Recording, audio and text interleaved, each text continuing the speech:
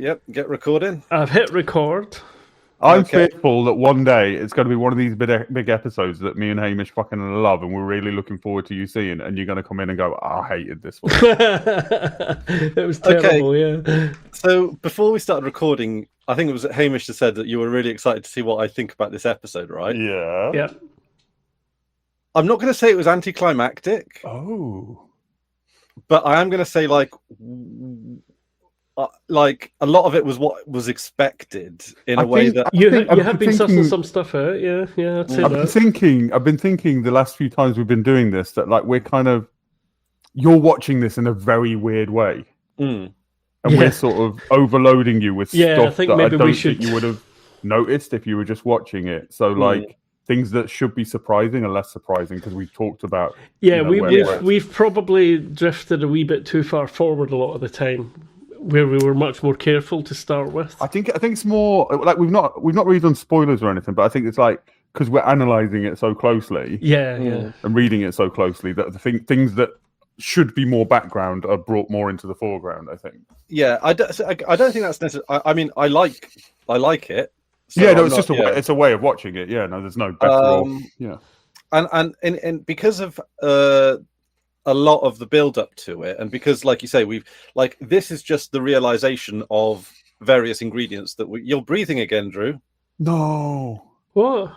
Sorry, no, it's okay. You weren't. You just breathed once. It's okay. Oh, okay. It was literally it was literally once. Sorry. Now he's self-conscious and. Oh dear me. Okay, sorry, everybody. Right. Yeah, it's because like this is the amalgamation of ingredients, and we've super analyzed the ingredients, so we kind of know what the outcome's going to be. It's a cake. Which is I just said it. I said the same thing that you said, but with less words, really, didn't I? So no, it's good. It's good though. Yeah, there's another way. Yeah. But yeah, go on. Tell us. All right. How about as a novelty? Just this once, we go chronological. Okay. Just almost as like a kink. All right. Although I will say, but we'll wait until we get it. I liked the Earth bits quite a lot, actually. I feel like we learned more about Earth than we did about the other stuff.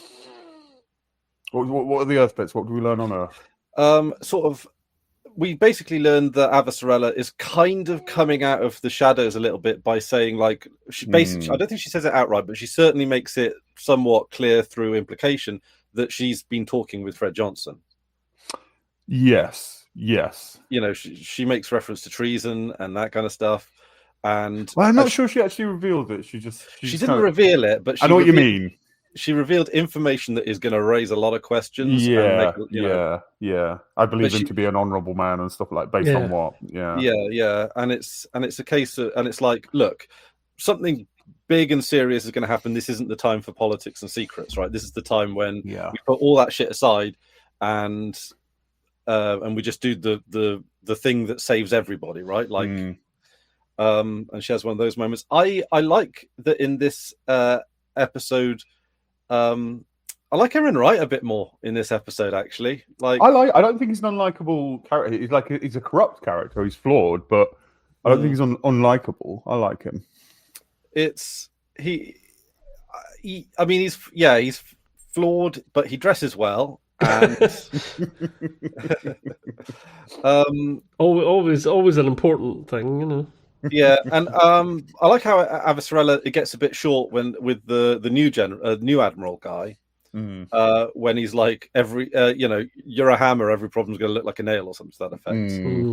Of course you think this is a weapon, you're a fucking admiral, and it's like, well, that's a bit unfair to the previous admiral wouldn't have gone down that route, but no, yeah. I think it's more about mentality than role necessarily. Yeah. Also, we do get to learn a little bit more about President Man. A little tiny bit, yeah. A little tiny bit more. We should call him President Man all the way through because he is the most boring, dull fucking sack of nothing. And also, he doesn't dress very well. He doesn't dress very well. That's the important point. Yeah. He's a mentally competent Biden. Yeah, he can't. Yeah, well, yeah, I guess yeah. I don't know about how like mentally competent he is. We don't know, do we? He's just well, he can say words. He could complete a sentence. He put three words together without fucking them up. Yeah. So yeah, he's like, but like a slightly younger Biden, I guess. But yeah, he doesn't seem to be. He seems to be clueless. Like, you know, in reality. So, I mean, I gotta be honest. I know it's an emergency, but firing off half of your nuclear arsenal—that's pretty fucking quick. If that's what it takes. I mean, that's a big rock. But it's coming, if that's what it takes to blow it up, I don't know whether that was hyperbolic, though, when they said it's half of our arsenal. I don't know whether that was hyperbole or whether literally, or, you know, close to. Yeah, I'm not sure. I don't. Chris, can I, sorry to interrupt, it's just a slight technical issue. Could you bring your mic a little closer to yourself? No, not a lot, just a little bit, you know. Yeah, that should more than, Excellent. Now, just try to get you balance. Can you lick it and maintain eye contact? That's it. That's beautiful. Okay, that's your thumbnail. You know I'm too lazy to make thumbnails. Chris, I have a question. When you posted that thumbnail the other day of Hamish and you were like, look at the thumbnails it generates, was it because it immediately looks like he's bending over and it's his arse? No, it's just it was just like... Yeah, because when I glanced at it, I thought it was, ass, cheeks and anus. Oh my God! That's just the way my face looks, you know. That reminds me of my favourite playground insult. Can I borrow your face because my arse is going on holiday?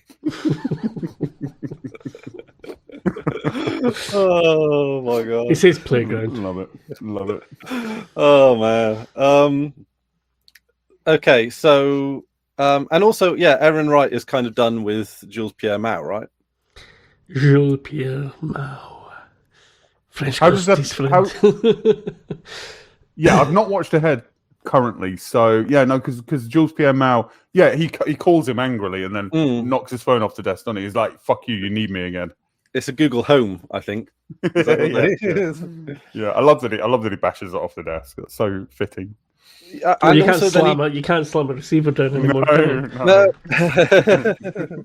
You slam one of these phones down and you just crack it. You can't slam a phone down. No, that's why everyone's so angry these days. You can't. All you can do is angrily press the button. Like it's like, "Good day, sir." Good day to you, sir. Beep. And I think this is a bit tropey, but I get it that he is like drinking pretty heavily from the scotch. So who is sorry? Erin Wright. So I don't know, a bit of a drunk calling your ex kind of thing there. Just to check, you know, Erin Wright is his surname, right? His name's not Erin Wright. Because for the longest time watching, I thought he was Erin Wright. I know that because the subtitles say that Erin Wright is one word, but I kind of forgot if it's his first name or surname. It's just his moniker, right? Like, no, it's not. His name's not Monica. They virtually never use his first name. Everybody refers to him as Erin Wright. Well, of course, and Avasarella as well is like because she makes the call with her husband. He calls her Christian. Which I love that. She gets her name sometimes. I love that call when he's like, "Let me finish," and she's like, "Okay," and he starts talking and he interrupts and he just goes, "For fuck's sake!" Yeah. I thought he was gonna be like, "I need a divorce." That's because he was building up to goes, "Oh, I rehearsed this moment all the time." We go, "Oh, there's some bad news coming here. I know a bad news call. I know a Dear John letter when it's coming." And it's like, but he's not. He's just wishing her well. I mean, there's no point asking for a divorce just before somebody's probably going to get killed. You might as well wait and see. I guess so, isn't it? Because and also weird time for a divorce, right? Like, more bad news. Well, I thought since you were, since you're already mired in some bad news, I think I'll give you a little bit more. Yeah. No, who's going to divorce Avasarella? Come on. Yeah. No, she's lovely. Even when she's torturing people. Holocaust aside. Holocaust. That's a Freebooters reference. Oh, is it? Was that not from there? That was during the tier list of Linux distributions. How did we get on? Never mind. Oh, I know. IBM. Yeah. Yeah, IBM. Yeah. But yeah. So right. So are we doing the Earth stuff in chronological order, or are we doing everything chronological order? I mean, do what you want, but I just thought it'd be fun to try and. It stops us having so many tangents if we've got a bit of a structure. The tangents are the best bit. Yeah, I mean the tangents. Yeah, I know, but and we still have the tangents. Yeah, but it doesn't. Anyway, carry on. I'll shut up. I really dislike how Man wears the white shirt and black suit combo, even though you don't have to in this day and age. Like, he's the only one that is indignantly sticking to this. And it doesn't. And I think this is intentional. This is good wardrobing. I think it doesn't work on him either. It doesn't suit his colouring. He looks washed out. He looks pale and It's an off the rack style, really, isn't it? It's like generic politician suit. It's Top Man. Yeah. If that's still a shop that exists. Is it? I mean, God, I've been getting my clothes in charity shops for a while now. I think so. I want to say I think so, but like some brands have been bought out by like Argus and stuff, and it's it's Philip Green who owns. It's ASOS is who owns them now, apparently. Top Man at ASOS or ASOS. What about River Island? Are they still going? I don't know. Like usually the brands hang around a lot longer than the companies, don't they? Right, Top Man is the equivalent of the ladies' top shop. Yes. Yeah. Went into administration in late 2020. All the shops closed and were purchased by ASOS in 2021, relaunching as an online-only retailer. Oh. God, Hamish, you're always off on the tangents. I know, yeah, terrible. Come on, that's Hamish. Terrible. Stick with the script, man. I write these scripts. Yeah, I know. You put so much effort into making it sound natural and off the cuff as well. Yeah, and I love the bit where you write self-reference and off the cuff as well. Also natural and off the cuff. Sorry, I fucked up. And I wrote you noticing my.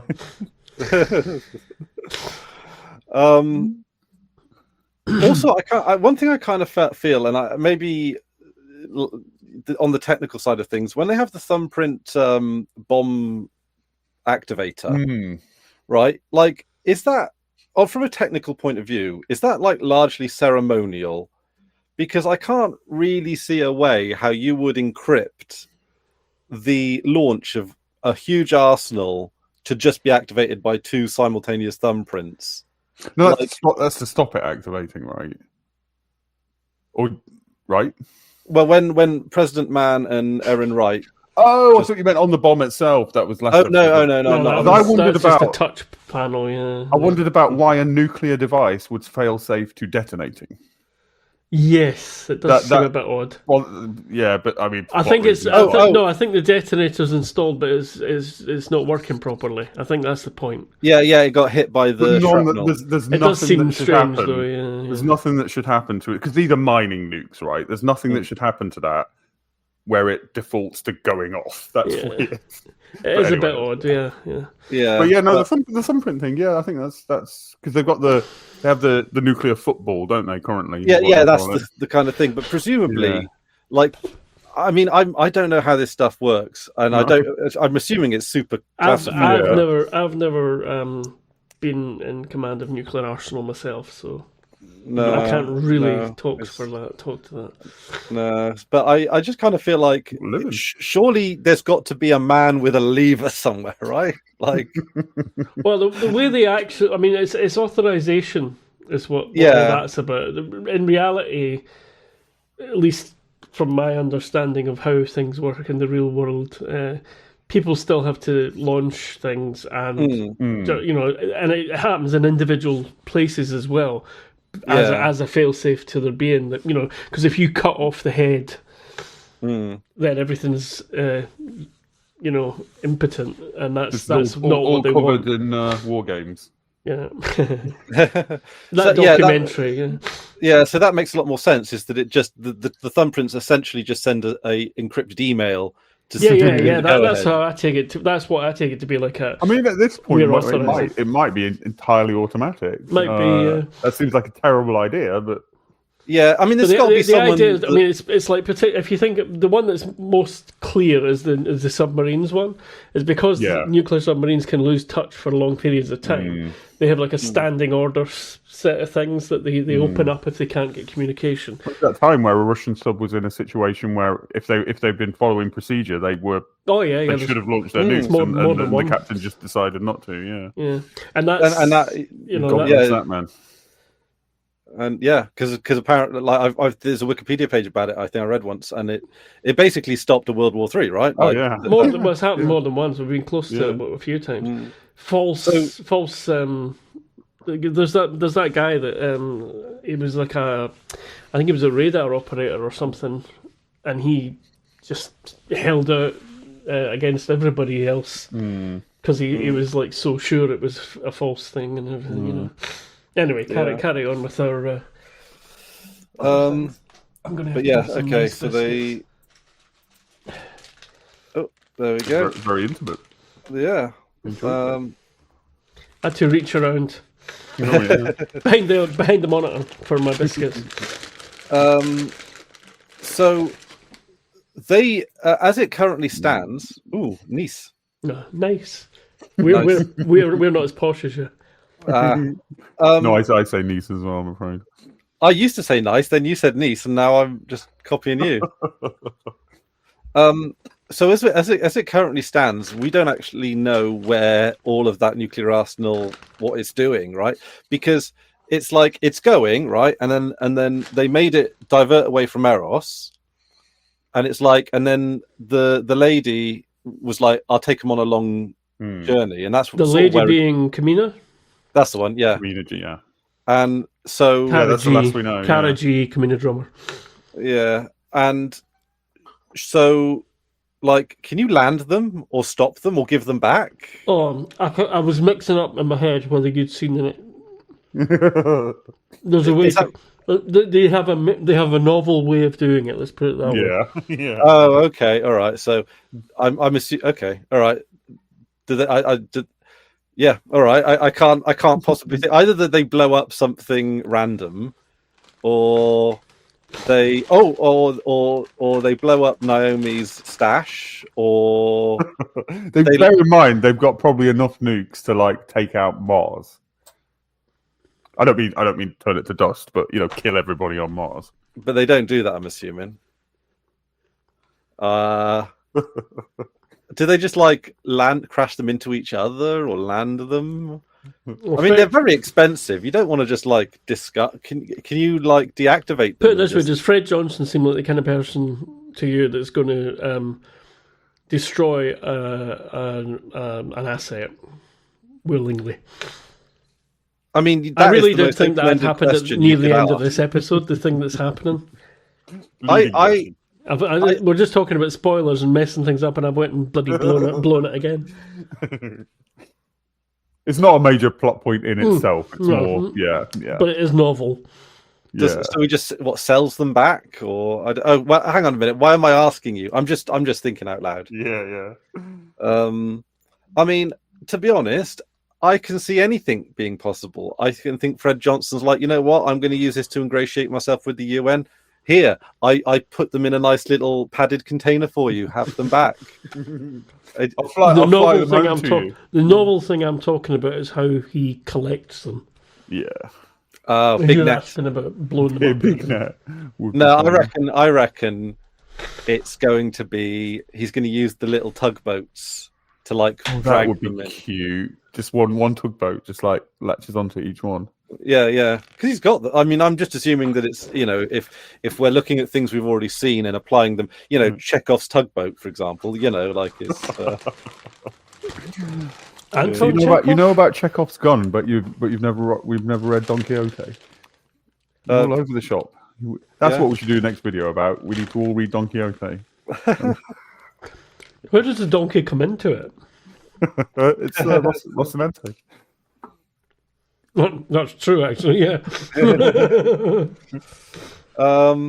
So and then is that all? I think that's all of the Earth bits, then, really, isn't it? There are not that many Earth bits. It is the B plot. So what did you like about the Earth bits? What was it? I like that basically Avasarala sort of she fundamentally went over the top of Erin Wright, which we haven't really seen before. But she's like, she usually what she usually does is manipulate or feed Erin Wright things to make him do what she wants. Yeah, but she's almost treating Erin Wright maybe like an equal, perhaps. Not necessarily going ahead of him, but like sort of. I'm not sure she ever treats him like an equal, to be honest. Only in that moment, in terms of like she's raising above her station. That sounds a bit. But like she is, she's like she's not acting under secretary anymore. She's acting. She takes control of that. She takes control. Yeah. Because she has more information than Erin Wright. Different information. She has different information than different Erin motivation. Yeah. Although, to be honest, I think she knows a lot of what Erin Wright knows. I think she's got the edges of it. Like she doesn't know specifically what they're up to, but yeah. But that's about. I think I like the dynamics. I think we learned a little bit more about how UNN operates. A little bit about, I don't know. I think it's more like we learn a fair bit more about Avasarala more than anything else. But we don't like. I mean, she seems and is painted as a good person, but she's as it currently stands. And this is a little bit of you guiding me on the rails. Is like the redeeming path of Avasarala, because like. She's still not a good, she's still not one of the good guys yet, right? In what way? Well, she doesn't seem to be particularly remorseful for the torture. She doesn't want to stop a war, though. That was episode 1. Yeah, no. I mean, I think she is. I think maybe we're not quite there yet, but she's trying to stop a war. She's seeing it as more of like, rather than Earth must come first, Mars is the enemy. Like we're kind of in it together in situations like this, and maybe starting to see a bit of humanity in Belters. Maybe. I mean, she's underhanded. She's ruthless, and all the things we said about Dawes kind of apply to her on the other end. Yeah, I mean, I don't think Dawes is like he's not a good guy in the. It depends morals. What you mean. Yeah, it depends what you mean. Well, no, being a good guy or a bad guy is kind of like that's one of the things that this show throws out the window early on, I think. Yeah, but like, I mean, if you look historically, it's a sort of TV / film trope of somebody being the good, white hat, black hat type, things. Yeah. Holden's really the only one who fits that mold. And even then, he's still. I mean, he's destroyed a medical. Yes. Yeah. Well, he was put in a situation where whatever. I'm not saying. I'm not gonna. No, I'm not arguing about the morals or the ethics of what he did. I'm saying that he's not. He's not a white hat in that respect. A white hat just wouldn't have done it. Might have regretted it and screwed something else up. I mean, I'd say there is no white hat path for Holden, right? Yeah. That's kind of what I'm saying. There's no, Yeah, it's real world rather than. I mean, it's fiction, but you know what I mean. Because I feel that like every torturer probably reckons they've got the excuse that permits it, right? Well, no, I mean, think of the thing. I mean, I'm trying to think, like historically, like who is a good guy? Like in real world, who is an unambiguous? I mean, it's going to vary from person to person. Like I know some people would hold up like JFK. I would disagree strongly. I'd disagree with that as well. Yeah. But like for me, he's pretty close, I suppose. But I mean, in terms of overall historical things. Right. But no, we won't get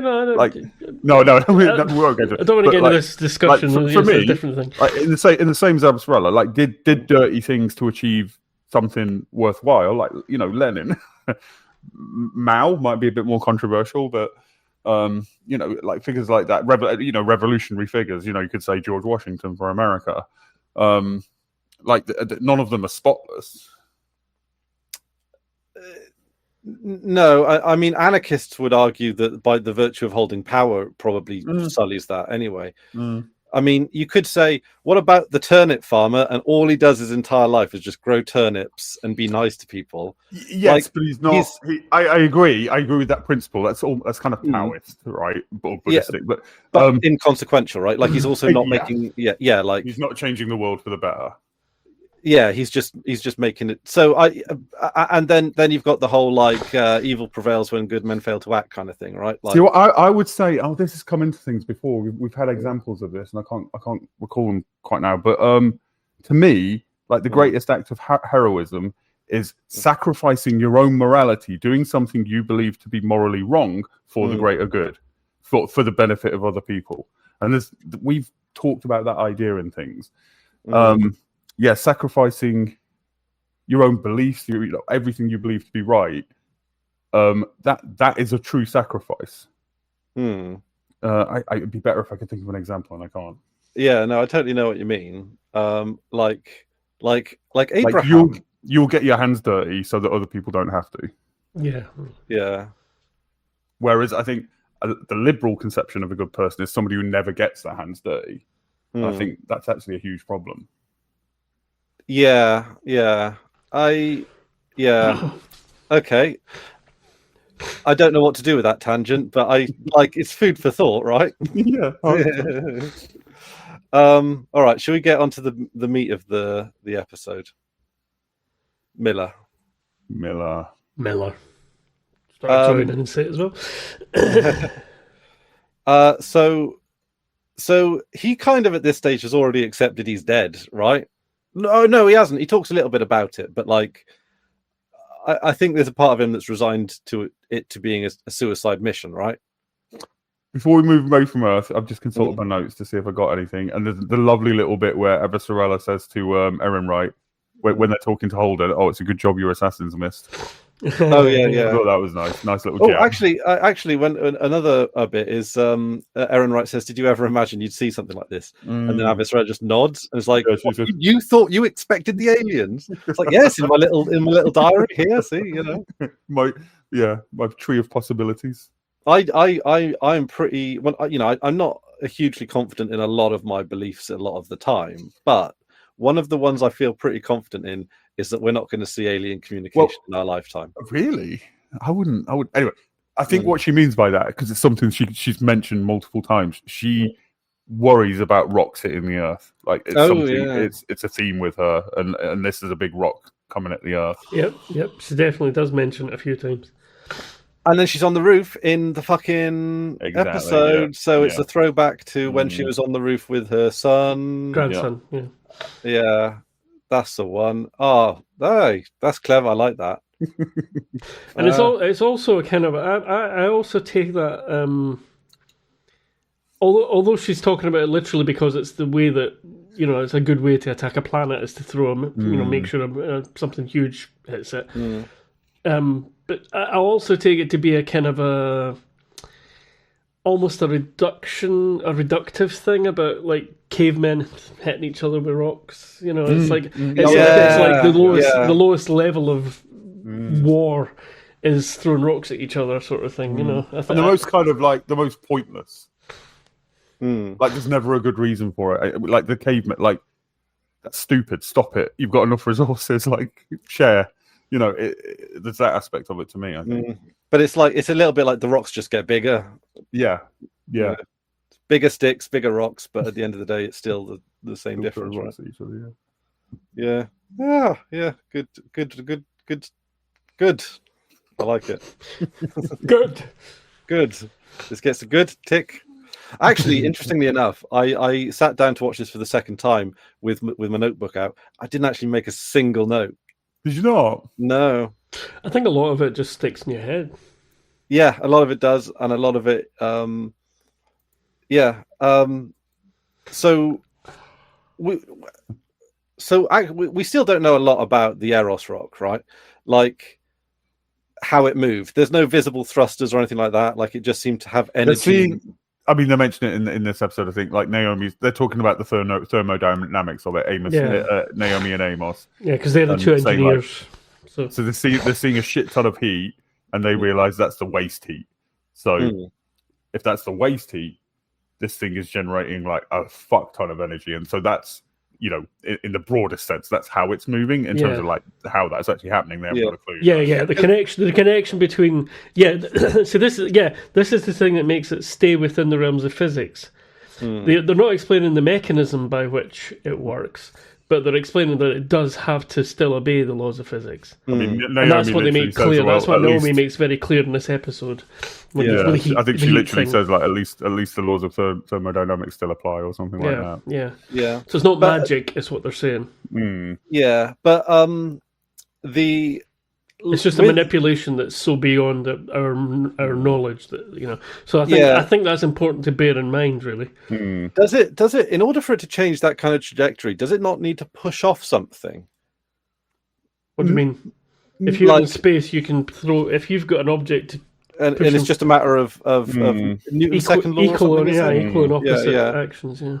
So, but there's no. Or else, what's the thruster pushing off in space? Exactly. That's that's the point. It's pushing. It's projecting a thruster on a ship or a spaceship or whatever. Directs energy in one direction. Therefore, there's a reaction back. But energy can't. Oh, can energy exist in a vacuum? Yeah. Yeah. Energy is not a. It doesn't propagate anything, yeah. But is it like it's how like because I know like photons, that's not considered mass, right? Photons have no mass. Yeah. Yeah. But you don't see like what energy is being like. Is it just heat energy that just gets blasted out, or is heat like expressed as the vibration of molecules, and therefore if you've got no molecules in a vacuum, then what's Yes, and like that's how we feel heat is molecules vibrating, but you don't need molecules vibrating to have heat. That's temperature.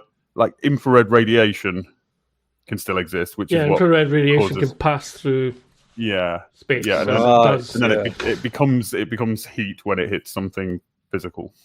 Okay, cool. All right, that makes sense. But with thrusters in space, what is so? Is it so? Gases.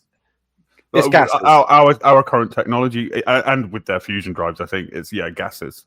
Okay, hot gas. Yeah, and that's so the amount of energy, as in to move, let's say something like Eros, Tycho Station, or anything, whatever. Like, well, we don't know it's using something like thrusters. It might be using something that we can't conceive of because that's what I'm saying. The point is it's not.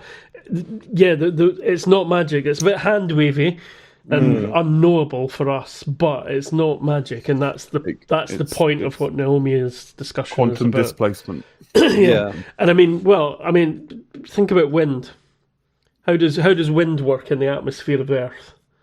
Well, the hot air rises and then it cools and then it comes down and. Yeah, it's the difference between the hot. It's the difference between the hot and the cold. It's why you get wind. Because it's energy traveling from one place to another, and you can apply that same thing to an object as well. Okay, the hot side and the cold side will react to each other, and that will affect. So anything that's got what's the word I'm looking for? Any material existing object has can still react like that. Let's not get into too much. Okay, all right. You've answered my questions. That is so. Thank you for that. So I don't know how much we learn about this going forward because, like, it's in Venus at the moment, but this is the bit now where it's like, is this the bit where they kill Miller? Right. Interesting enough, when I sat down and watched this episode, I was thinking, in my head, oh, this is like an episode 7, right? Yes, exactly. Yeah. And then I looked down and it's like, it's episode fucking 5. Yeah. So I don't know what, like, that's, so there's a lot more yet to happen, right? Oh, yeah. Yep. And I don't, it seems weird to kill off Miller at this stage, and I don't think they will. Now, I don't know if the Julie Mao that we see is really the Julie Mao that existed as a person, whether or not it's Miller's projection maybe of a Julie Mao, but it was in the Blue Falcon, so that does indicate that Julie Mao was like the seed. I don't. This is not spoiler. That is Miller's. That's not happening in Miller's mind. That is, if somebody else was there, they would see the same thing. Okay, cool. I'll say that much. Yeah, I mean, that makes sense because it's the physical location that like Naomi can see from the. But he's guided in with the bird. Yes. Or like the bluebird, like it's a but it is that bird. It's doing the low G flying. So how did the proto-molecule? How did the proto-molecule get that? Because it's not broken Miller down. Well. Or not at that point. He does take his helmet off, which I'm assuming is some sort of like submission to the. Well, I only noticed this time through actually. When he takes his helmet off, he intentionally inhales some of the little blue. Yeah, the little blue dust. He's like, I'm giving myself to this. Yeah. Yeah. I'm a bit. I don't want to spoil something, but I'm pretty sure that the crash, I'm going to say it out loud, I might as well fucking say it, that the crash of Eros into Venus happens in this episode, doesn't it? No, it does, yeah. I'm not, I thought I was misremembering something there because you were right talking, at the end. Yeah, you were talking about it as if, so your theory is that Miller as a human would survive that. That's what I'm confused about. It's a meta theory insofar that it's like, I don't think they'd kill Miller off. But they might. We've not. You don't think they would, and we've not literally seen it. Yes. So you believe. But we have seen a planetary scale disaster happen. Maybe you got. Oh, I forget that you're a fucking poker player, so you can bullshit quite well. Second. I always forget this. No. I'm just. No, not me. No, I don't know. What's poker? I've never heard of that. Oh, 3 aces. Oh. No, I'm pretty transparent, I think. So you're not leading me off on one? Well, I'm just going by what's in the episode. No, I'm just saying that in the episode we see Eros crash into a planet and we see, a big disaster. Yeah. So I'm not quite sure, unless, as you say, like the plane's going to crash and Miller steps out at the last second onto the... and if he did step out on Venus, it'd be well boiled. My suspicion. I'm not saying. Right, before you go any further, I'm not discounting or mocking any theories you might have about things. But what I'm saying is, all the theories. You can mock the theories. What I'm saying is, as a human person, allegedly Miller. I mean. Well, I mean, no, carry on. I thought you meant me for a second. I was going to say, I'm not quite sure where you're going with, they wouldn't kill it. I mean, I know what you're saying in a broad sense, but I don't quite see how it applies to what we've literally seen. How it meshes with what we've seen in the episode, yeah. Yeah, that's okay. What you carry on with your explanation, but that bit's confusing me. That was the sort of stumbling block I had. Okay, so I'm just going to throw out some random ideas. This isn't necessarily what I believe, but this is some potential explanations. One is that Miller's breathed in the proto-molecule. He is one with the ship, like Julie Mao. They crash into Venus. Venus terraforms by way of proto-molecule. Miller then something tells. Of Eden. Yeah, that kind of thing. Although. Maybe Miller then he transcends his consciousness into the Nauvoo, and then he becomes the Nauvoo. I like that, Miller possessing the Nauvoo. That'd be or the Rocinante, or how about Julie just making a little bubble around them? Yeah, I mean, there's one thing I did see actually that I don't think was explained. And I'm just going to see if I can... Actually, that very final scene where Venus crashes into... where Eros crashes into Venus, if you turn the sound up, you can actually hear Miller going, "I'm alive." So there is... Okay, I might have to show this one in the in the Discord for the reason that it's on the left-hand side of the screen. Oops. Okay. Select background and do this one. So this is the scene. Yeah, like I don't. No, I'm not going to be able to do it. Okay, I'm going to pop it in the Discord because there's something there that I think is not explained, and I don't quite know what it is. Right, here we go. Incoming. So you can see in this shot, which is 29 minutes 39 seconds for me. You see a red sheet, or like what looks like a red bubble around him. That's a lens flare. Yeah, I was literally going to tell you that's what it is. Well, okay. Question answered. Hang on, I will. It's not a force bubble. No, that's definitely a lens flare. Yeah, it's centered. Okay. It's centered on that bright light. Yep. Right. You can see exactly where it's coming from. All right. Okay, that's right. It's not effect. It's just literally the light. Yeah, no clues there. No, sorry. Spoiler an NBC you might have. There's a couple of lines I want to talk about on the Rocinante when all this is happening. There's a nice bit where Naomi says he's risking his arse down there. How about we do the same up here? When they're talking about following High G, and I like that bit because I like the line. It's a nice line, but also Amos and Holden both react to that by going. They do like a frowny agreement face, and I enjoy that for some reason. Yeah. Yeah. This is Chris. There's a lot of gurning in this episode.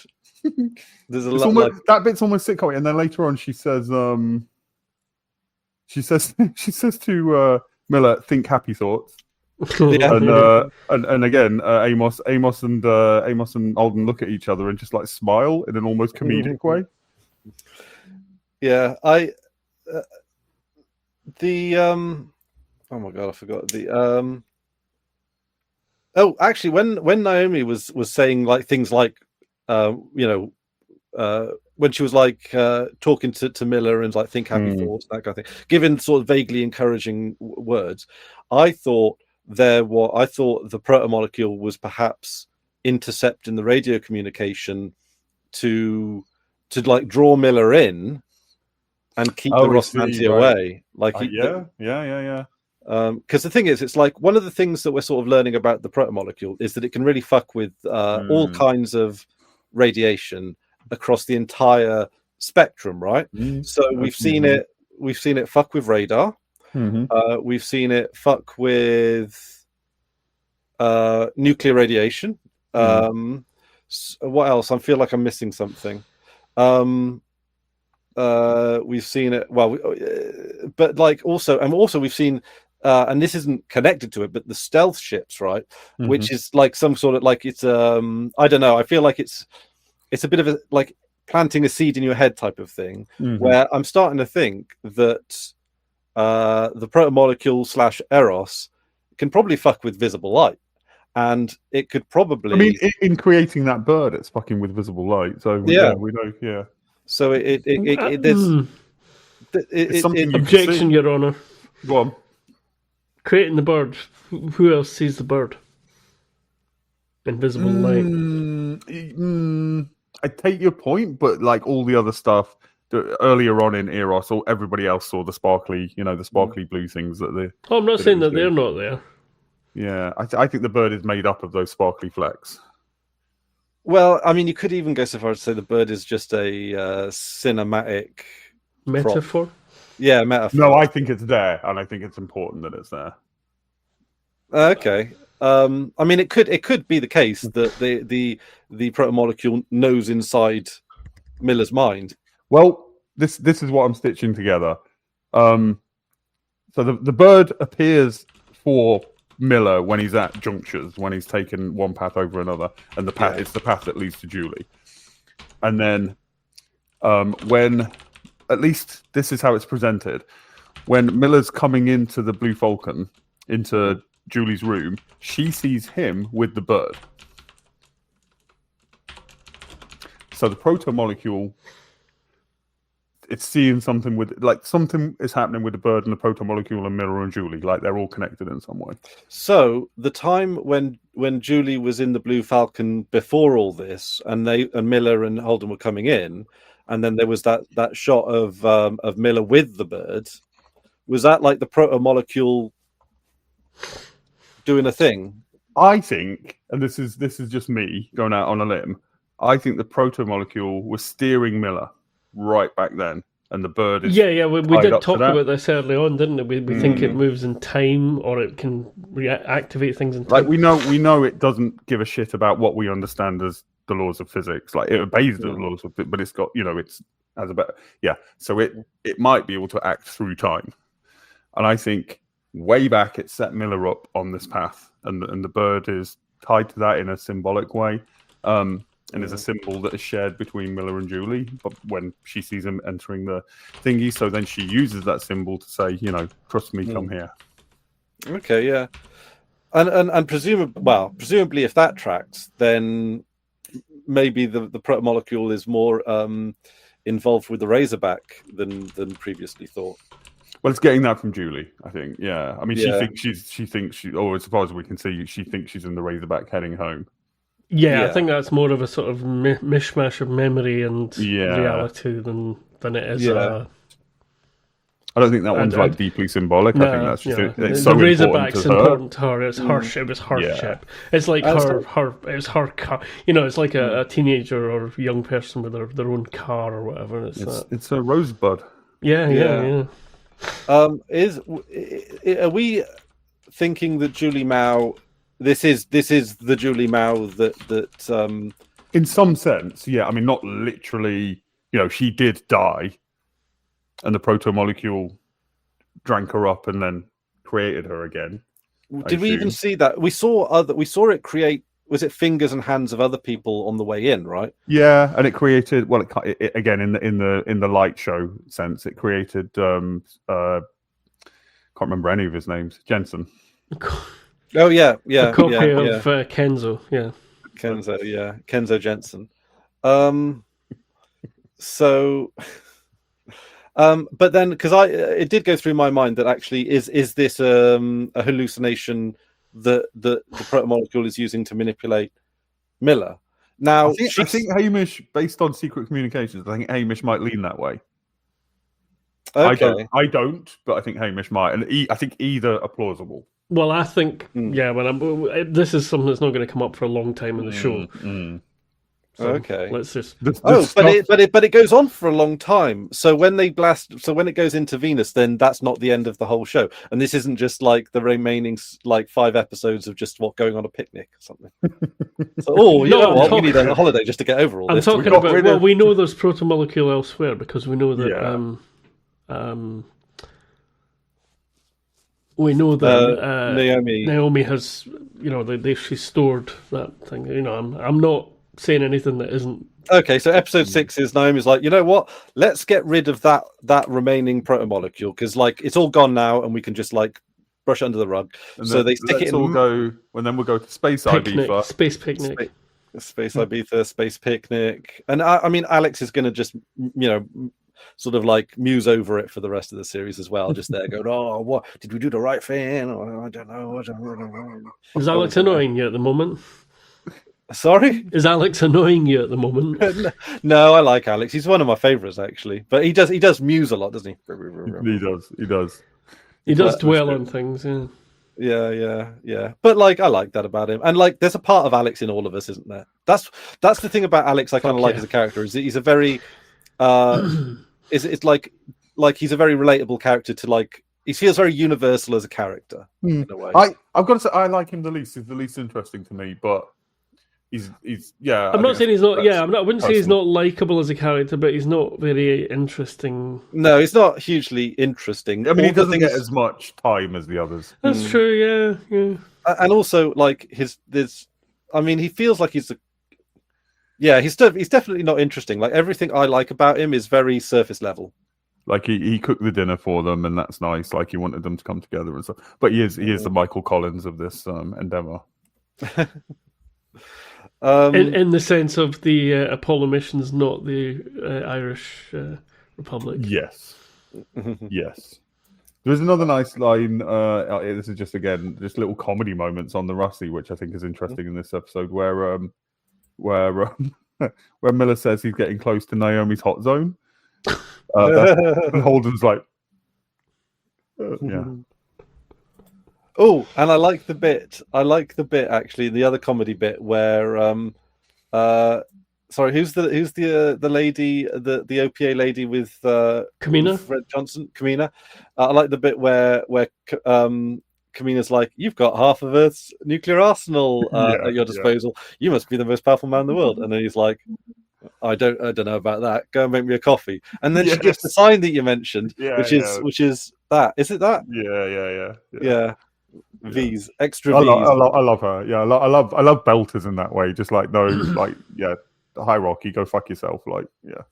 But also, we talked about this a little bit about the suits in Earth and stuff like that. Of course, Fred Johnson don't wear a suit, and I don't think he's ever worn a suit.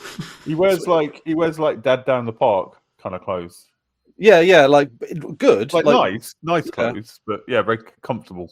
But also, I don't know, the thing about Fred Johnson, there's a part of me that does think that Fred Johnson does do, or at least on occasion or sometimes does some kind of practice. He dresses like he does something practical. Yeah. I think he's a hands-on. He's a hands-on kind of person in terms of the day-to-day workings of the station. Yeah, I don't think he's a stranger to the docks and things, you know. Mm-hmm. No, he doesn't sit in his office and direct things and nothing else, you know. Yeah, he seems Kamina. Is it Kamina? Am I getting that name? Kamina Drummer. You know what? Kamina Drummer. Right, I'm going to write down a name because I like her. Yeah, she's great. She's a good character. She's in it for a while. So Kamina Drummer. I don't want to spoil anything and say she's in it. Maybe I shouldn't have, but you want her name. That's fine. She's worth remembering. She's a main character. She's great. And also, now I don't want to, because is she like an assistant to Fred Johnson, or is she someone in her own? Is she a leader in her own right? She's an assistant to Fred Johnson, but she's also her job at the moment is an assistant to Fred Johnson. But she's also respected by belters in general. It's not straightforwardly that, but that is her role at the moment. Yeah. Oh, I dropped out again. That was Chris just couldn't take it. I couldn't take it. We've got the other Chris coming back. We can see your the proto molecules duplicated me, isn't it? Oh no, is this really Chris or not? That's a perfect background for that as well. Yeah, I mean, I don't I feel a bit bad saying this, but she looks kind of amazingly hot in her uniform. Cara G in real life is a bit more fun, if you like. But I think Kamina Drummer as a character is a bit more reserved but cheeky. Still witty though. She's very funny. Yeah. Cheeky. Yeah. She almost strikes me as a person that has a distinct professional persona and a distinct fun off the clock persona, right? Like one of those people. We've seen how she reacts in her downtime already, because she does the handball game and the dancing and stuff. Yeah, she lets loose. So I think she's one of those compartmentalized people. Yeah, she's very when she's on duty, she's very stiff backed and. I mean, we saw her when they were assaulting that station, and she's yelling, doing the belter, yelling, kind of getting everybody, and the door that will explode and turn into a door line, which is great. Yeah, which is so she's cool. I don't think we're like that. I think we are quite I don't say authentic people, but I always get the vibe that if we were in a work environment, we'd probably we'd be. The same kind of person. I would not be able to what's the word, exude authority. I'm not a person who can. No. Horrible. No, we're just we're a bunch of softies, really, aren't we? Yeah. Well, one more important line. It's one of my very favorite lines in the entire fucking show. Is when Holden says to Miller, "You're going to negotiate with a girl who thinks she's a space station." Yeah. Which is just... And also, didn't we have a sort of sneaky joke that you and you sneaked it in, Drew, a few episodes ago? Oh, what was that? Basically, that his girlfriend. Oh yeah, no, a while back, I think. Yeah, you were talking about what could Julie Mao be now, and there was like a big list that I slipped a space station into there, or an asteroid or something like I think. Yeah. Chris is just thinking, either he's missed it or he didn't. You cheeky bastard! He's a cheeky monkey. So we've been sitting on that one and thinking, oh, for fuck's sake! It was way back in the last series, wasn't it? Yeah. God. I'm curious. So everybody that's watching now on the video, you have to go back and find that. So why not watch again? Enjoy the whole series. I don't even know what episode it was in. I just remember I can't remember exactly which one it was. I think it's like midway through season 1 or something. You were just like, what could Julie Mao be turned into or something? I can't remember. Yeah, so something came out along those lines, and Drew sneaked that one in rather nicely. I see Drew's got a red light on his. No, on his Jitsi. No, on his Jitsi. Yeah. No, not on your camera. No. It's gone amber again. We're okay. Okay. This is kind of because, like, on a lot of science fiction / stuff in space, you do get people that get uploaded into spaceships and space stations and stuff, right? That's quite a trope of There's a bit, sci-fi and space westerns and all that kind of stuff. And so it didn't, like, even when you said it, Drew, it didn't seem particularly out of place because it's like it's stuff we like. In the Han Solo film. You know, they oh god! I forgot about that. Yeah, the droid gets uploaded into the. I hate that so much. Oh, that's. I enjoyed that film. The film's good, but it's all these little shoehorning explanations into everything. Like we don't need a reason for him to talk to a ship. People talk to their ships. When they're isolated and alone, and they're depending on it for their life. We don't need a reason why Alex talks to the ship. No, and we don't need a reason why he has the name Solo. You know. I know that's so. And if you're going to do that, don't make it as fucking stupid as you're always on your own. I'm going to call you Solo. Yeah. Who the fuck can ever do that? Yeah, it's like, That's what they call fucking awful writing. Yeah, it's Anyway. I got to be honest. I'm particularly proud that we sat on that for so long. Yeah, no, I'm impressed. I'd forgotten about that one. It made me happy at the time. Why did Miller kiss Julie? That felt out of pocket to me. I agree. It felt a little bit weird, but she says before he kisses her, she says, "You belong with me," and I don't think they mean that just in the human contact sense. Like she means in like a cosmic sense. Yes, that's what I. And then I think they kiss more because he's not behaving in a sexualized way to her up to that point. Exactly, and even it's almost fatherly. You what? Sorry. I said it's almost fatherly.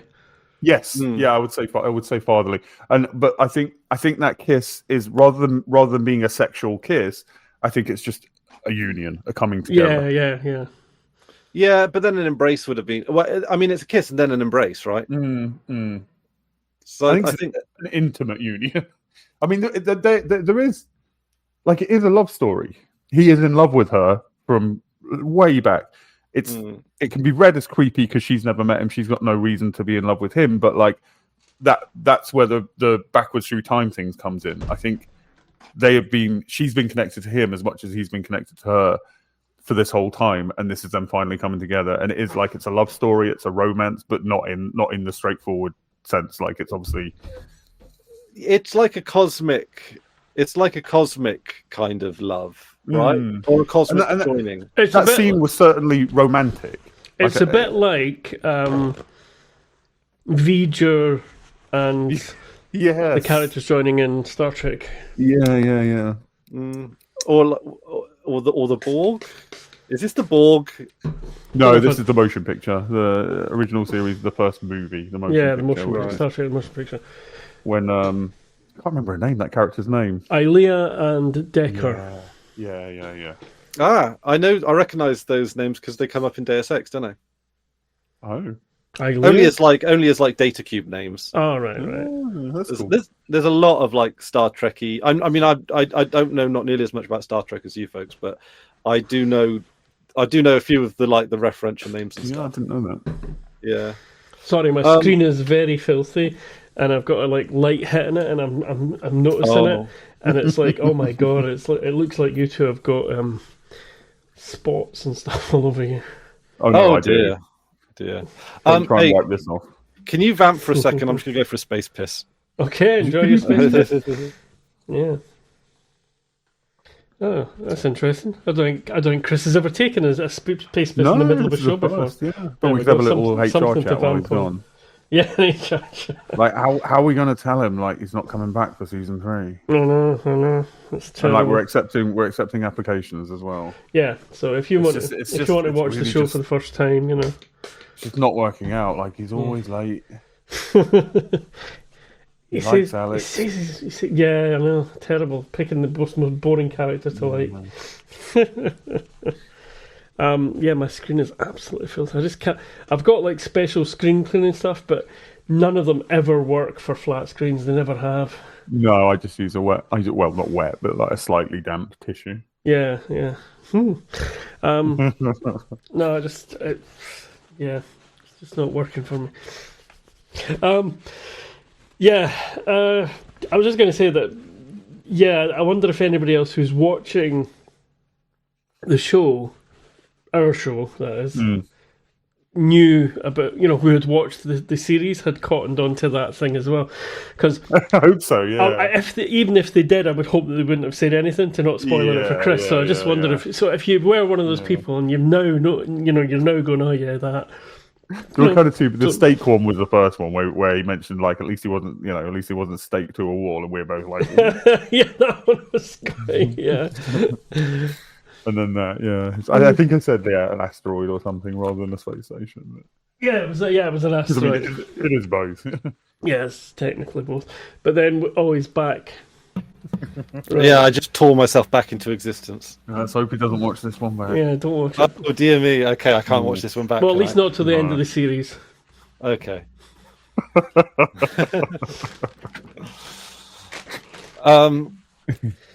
Right. I was just saying, Chris, that if anybody who has seen the series cottoned on to the his girlfriend's an asteroid or whatever the joke was, that if they, I'm grateful that they didn't spoil it at the time by commenting, but if they want to say anything now, they can, feel free to add to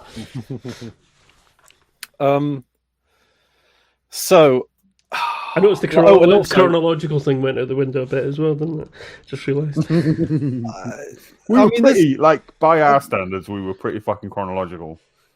Yeah, but also there's a lot in the middle that is just cinematic and not plot advancing. Yeah, it is all building up to that. It builds up to that part. And I love, again, first time through, because I think thinking about how Chris is receiving it, I've got to think about how I received it first time through, and that that whole journey of Miller through the station, lugging that fucking nuclear weapon, explosive with him.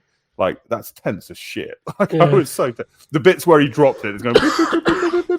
He's got it. Yeah, because I was expecting it to. I was expecting a moment where he would drop it, or it would go off, and then the protomolecule would be like or something like that. Do you know what I mean? Yeah. I think that would have been a bit cheap.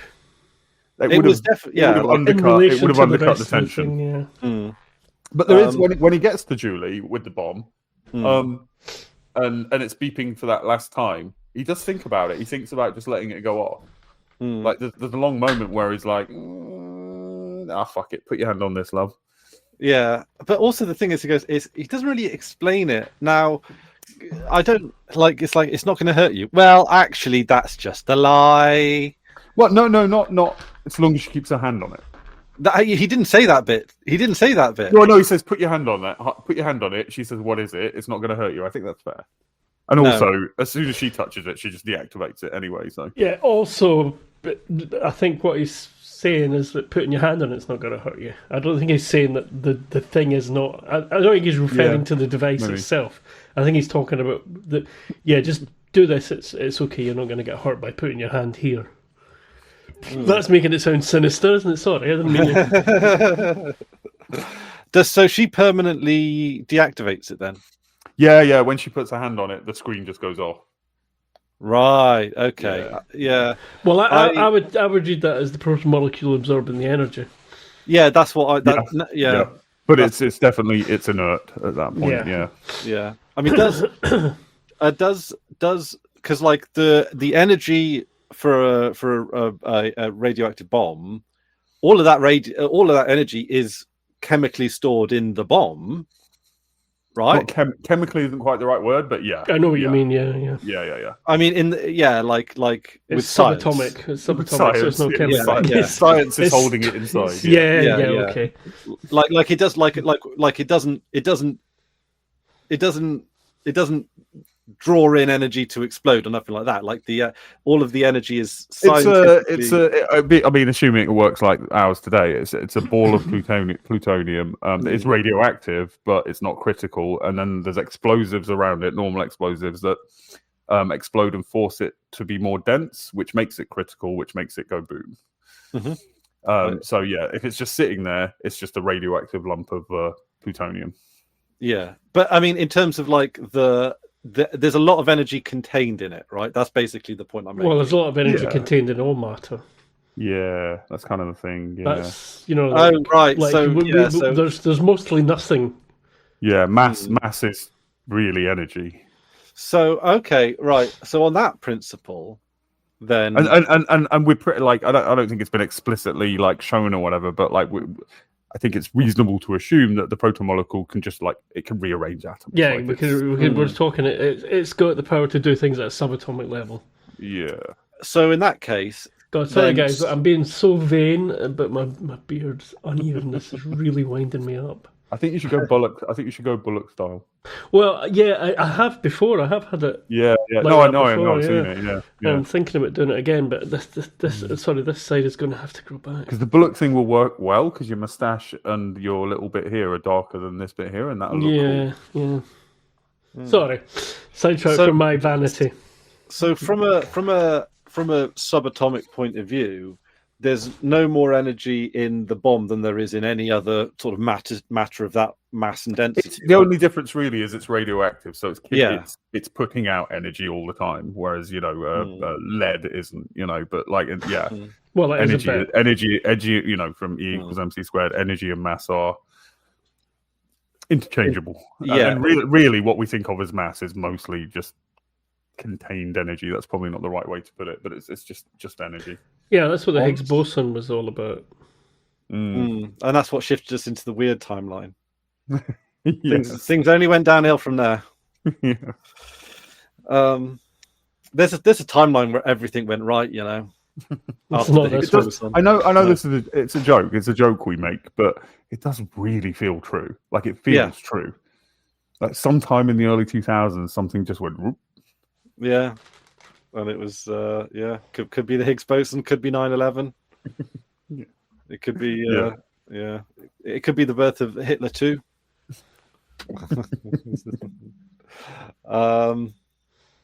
So, Danny. Oh, that is so mean. Oh my goodness me! She'll never watch this. God, lesbians are the second most persecuted people on the planet. Oh, I thought you meant mean to Hitler. Oh no!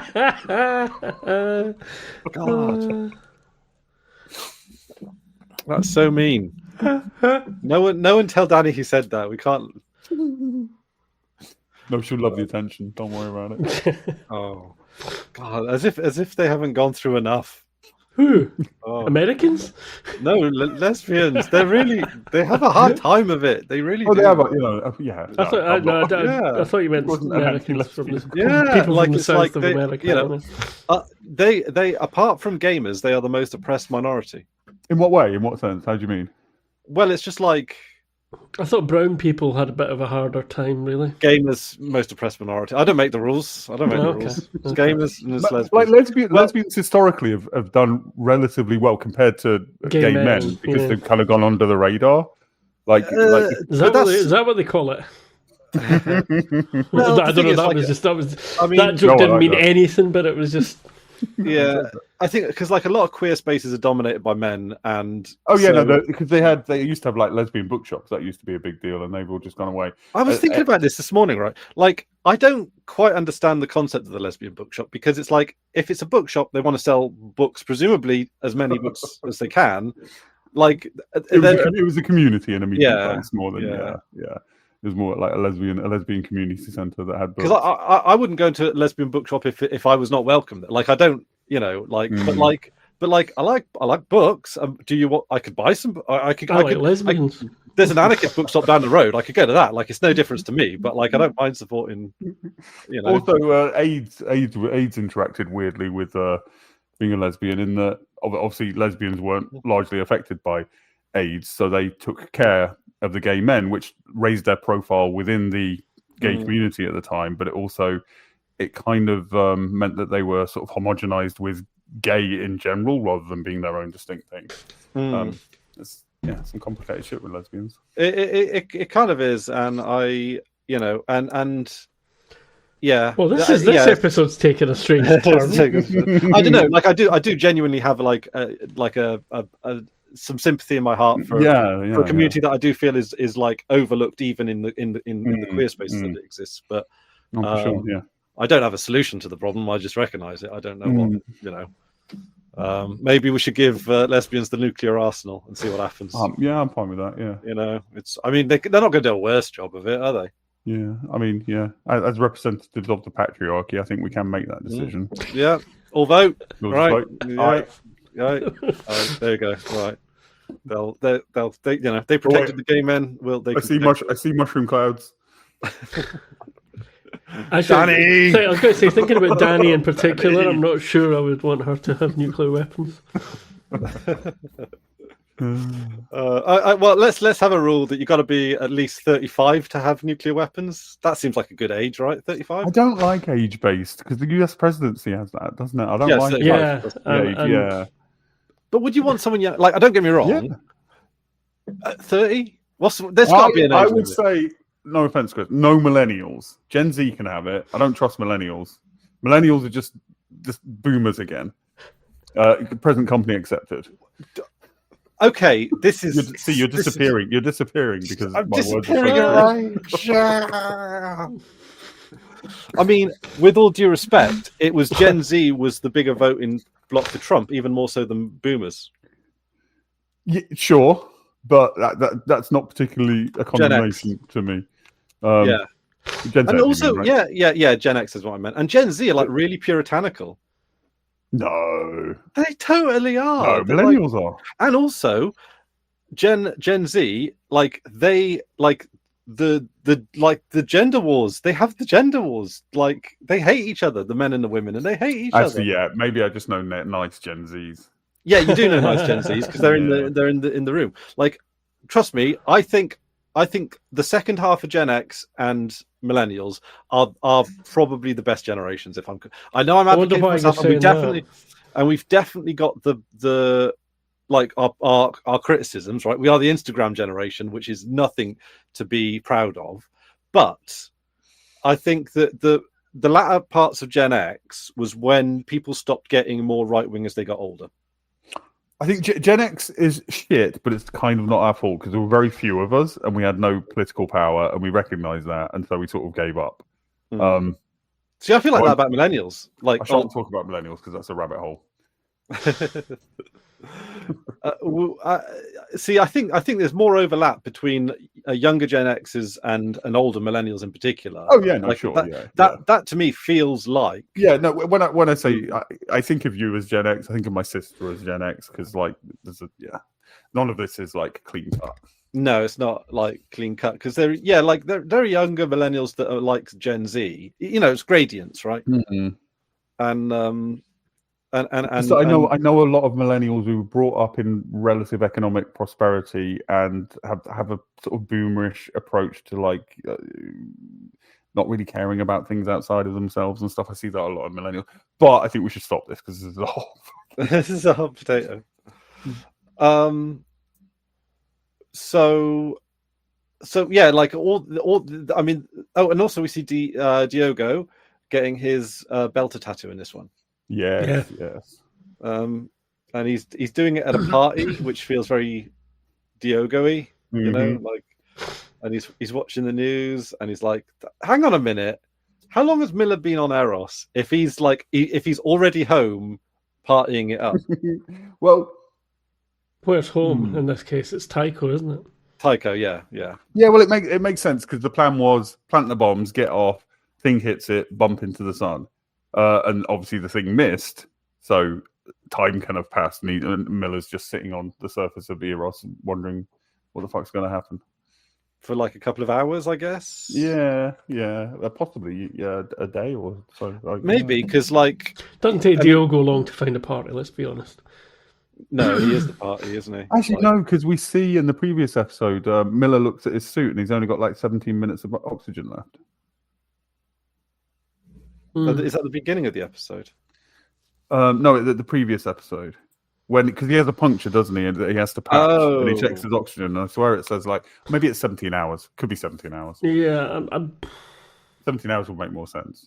No, because he was not going to have 17 hours worth of oxygen, is he? You could do on with lots of technology in the future, because with the deep sea scuba people, right? But the way he looks at it is like, oh dear, and I don't think he'd do that for 17 hours.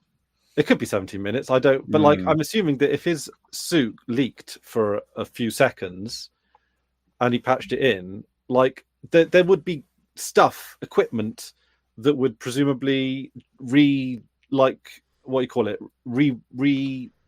the air, clean the air, scrub, scrub the air, turn it from CO2 into, O2 and nitrogen and that kind of stuff, right? Like it would isn't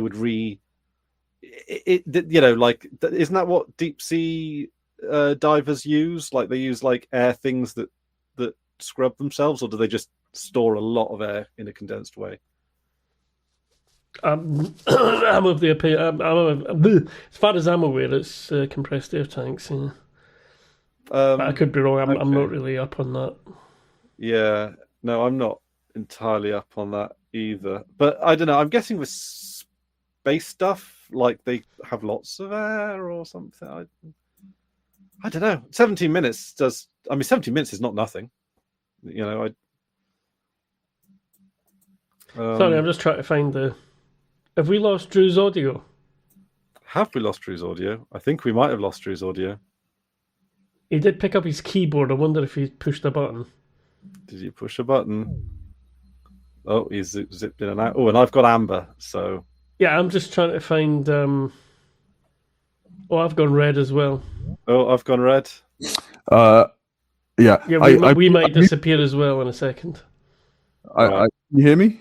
Yes. We can hear you now, sorry, yeah. And you guys need to swap around again. I was moving positions and my chair squeaked, so I muted, but then when I unmute, it seems to not work on Jitsi. Oh.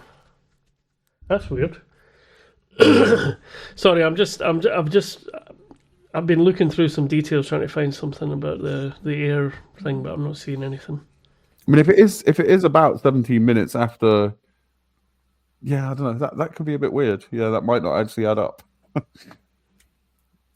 Yeah, I mean, it could be 17 minutes. I mean, that is after. No, is that after? No, that's while Diogo is still there. So.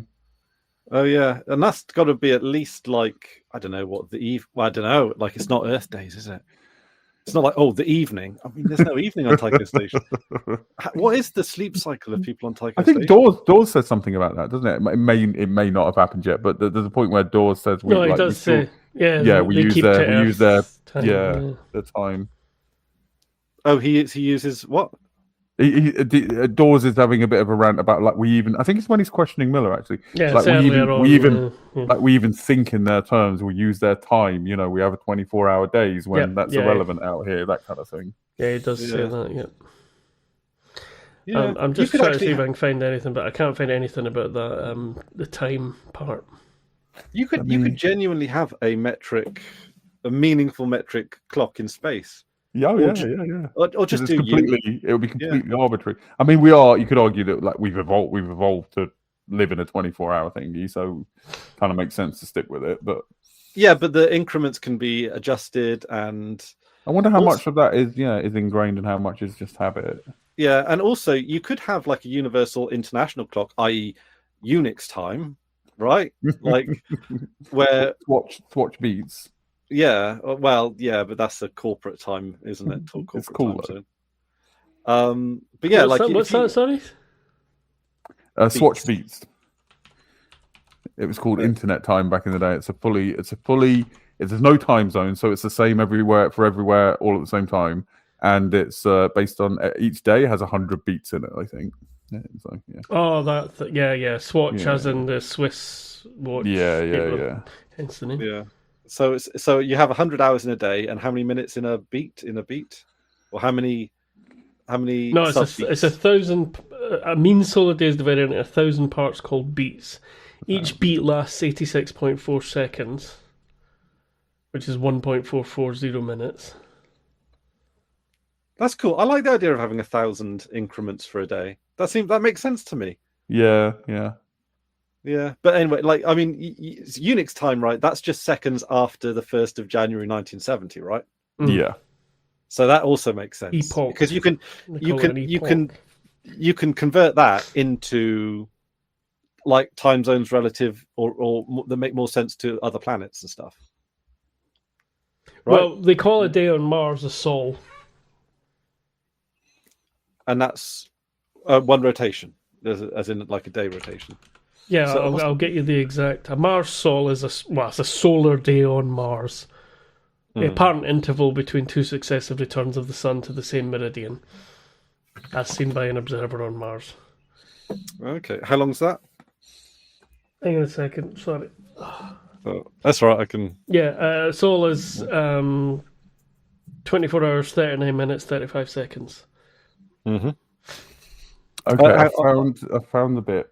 What was? Yeah, I've forgotten where we started with this, and also I'm all washed out because of the light. 24 hours, 39 minutes. That's so close. That's weird. That's very close, isn't it? That's very close. Again, proof of God. 885 Earth days or 668.6 sols. So so their days don't even go into years exactly. Well, neither do ours, really. But okay, yeah. I like orbital dates. Like that makes sense to me. Like we should have 13. We should do it by lunar months. That makes sense to me as well. 13 minutes 48 seconds is what he's got. Interestingly, left. Though, the timer goes all the way up to days. It does go up to days, yeah. But then maybe that's not specifically for air, because it also talks about other things. Oh, it talks about thrust. Tether. Oh, you sexy beast. Girth. Girth, did you say? Thrust and girth. What is this filth? Enviro girth. Rotational girth. So I actually think you found a hole in this show. Like that doesn't add up. I don't care, but that doesn't add up time wise. Actually, I got an explanation. It's once he's inside the Eros, the protomolecule's keeping him alive. Like it's because the thing is, it's but I didn't want to burst any bubbles because I'm so bad for it. But I was thinking, it's protomolecules doing it, But you think he would note it? He might, he'd be like, I've run out of oxygen, but I'm still okay. Yeah, but he has got an atomic bomb strapped to him. That is a bigger concern. Could take your mind off other things, yeah. Yeah. It's because he's there like dangling his feet off the edge, going and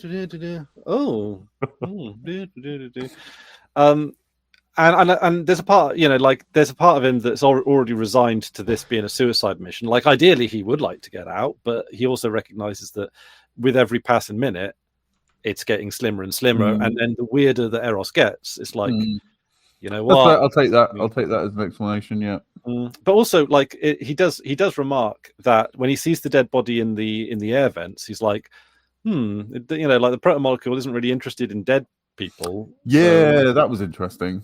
So it's like the protomolecule has an impetus for keeping him alive. Like there's a reason they'd want to keep people alive. Like the people. Well, I mean, the protomolecule wants him and Julie to unite, so it's going to do everything it can to get him to the Blue Falcon. I mean, I mean, do we know that it wants him? That's my theory. I mean. Yeah, no, that is just my theory. I think it's pretty strong, even at this point. But yeah, but like storytelling can sort of imply that, right? Like, there's poetic license, there's metaphor, there's for sure. No, for sure. But I think the one that nails it for me is Julie seeing him with the bird. She's got no reason to see him with the bird, and it's not a. Yeah, there's no. Yeah, she doesn't know anything about this bird. No, because the first time he sees the bird, it's with a small child. And yeah. When's the first time he sees the bird with the small child? On the promenade in series. It's just before he gets the Julie job, and then the second time is when he finds out Julie's ship is on Eros. So it's at 2 points when he's been put on a track to go and meet Julie, and then when he meets Julie, she sees him with the bird, or when he meets her corpse, and then when he meets live reconstructed Julie, again the bird's there again. And do you think that's a reconstructed Julie, not the same Julie that was just She looks very glowy. I mean, possibly it's the same corpse that they've done more work on. But yeah, if you have a look at like the picture from the time you've got in your background, and she does look a bit sort of sparkly, glowy, outlining. She's got stuff like, but that could be just her corpse. It's almost as if she's coming in and out of this existence. I would say, Yeah, I mean, it feels like it's reconstructing her as required almost, because it's like she can't feel her hands, but then it feels like she then can, like as if it's like, I need hands now, I'm going to grow some hands so I can do the thing. But it is interesting that, because if it just wants to do stuff, if it's just got something it wants to do, why is it keeping her personality and her memories and her sort of like soul in inverted commas? Yeah, that's just an open question, really. I think. That's information, right? Because like if it's an extrasolar entity, it's going to want to know the basic foundations for communicating with the unknown, with a new world. So and also, even if it's just interested in us, like as mechanisms, like that is still part of like we don't think of it as a mechanism, but it's still our brains are a mechanism. Yeah. So it's just using Julie as a mouthpiece, maybe, and it's obviously it's not communicating with us in a way that we're used to communicating. Again, back to Ilea, actually. Getting back to Ilea from the motion picture again, the Star Trek, because she gets killed by the probe, and then a facsimile of her comes back. I don't think it's a coincidence. Given how they love lots of other sci-fi. They do. Also, incidentally, I don't know if you're interested or not, but this is actually the end of the first book. Oh, this point is? Yeah. That makes sense. Oh, okay. Even though they use the title of the book as the end of the series. Leviathan. Okay, so this is the Leviathan waking. This is the Leviathan Awakes ending, yeah. Okay. So what happens on Venus? Oh no, how long are you going to have to wait to find that out? I'm going to watch it today, obviously. All of it? Or all of the next episode? But you think they're going to reveal everything about this in one episode? Is that what you're saying? I mean, it's episode... That's kind of the thing I've been thinking about. Or anything, they're just going to go, right, here's everything. One more episode. There are these big episodes. Like for me, this is a big episode. Well, it is. It's one of the top-rated episodes according to IMDb. And when I look forward to Chris seeing it so we can talk about it. But then as soon as I've seen it, I'm like, there's just a new one I'm looking forward to now. Like it's that good a show that you've always got something. A constant state of foreplay. Like you never get to because now I want him to see this, and then now I want him to see this. You're teasing us, Chris. You're a little tease. You're edging us. I can't be. Yeah, I mean, thinking about what's coming. Oh my. I'm trying to think. Oh no. Yeah, I was going to say something, but I won't say it. But yeah, carry on. Now that you've said that this is the bit where the first book ends, I'm not even sure that we'll know what happens on Venus for another episode. Well, that's what I'm saying. What makes you think something so big is going to be just one episode? You know, is anything about the show suggested to you that they rush into explanation? You know? I mean, it's not ending, right? Like, obviously, because we've got at least another few more series and episodes and everything. But like, is it? I think, right? If I'm thinking with my brain and not my dick, I don't know. For a change, yeah. If I'm like, I'm thinking, they do mention like, if Errol, like the protomolecule could probably, like Miller and Julie Mao aside, the protomolecule is quite likely to be able to survive Venus because it can survive everything else, right? It's there's a name for organisms, isn't there? Like extremophiles, is that the word I'm thinking of? Like yeah, I think so. Yeah, tardigrades, like bacteria that live on volcanic vents and stuff like that, and stuff like tardigrades. That, yeah. And it feels like the protomolecule is going to have similar kind of abilities to withstand extreme climates. Venus is going to be a walk in the park for. I mean, what we do know at this point is everything that happens at the end of that episode, by which I mean the Eros crashing into Venus, the protomolecule is doing that. It's doing that intentionally. So either it's killing itself, or it knows it can do something with that. And it's not going to just kill itself. You know, it's like would at this. I don't think. No. This is me imagining I've not seen the rest of the show. Yeah. And go, I can't see a reason why. Yeah. Yeah, and it's not like even Miller's asking it to kill itself. It's just being like, no, you can carry on the work, just don't do it on Earth. Yeah, the work. She mentions the work, doesn't she? Yeah. So yeah, this is like terraforming Venus, I reckon. Keep that. That's a good theory. Yeah, as good as any other. It might not be terraforming in the way that we're thinking about it with Mars.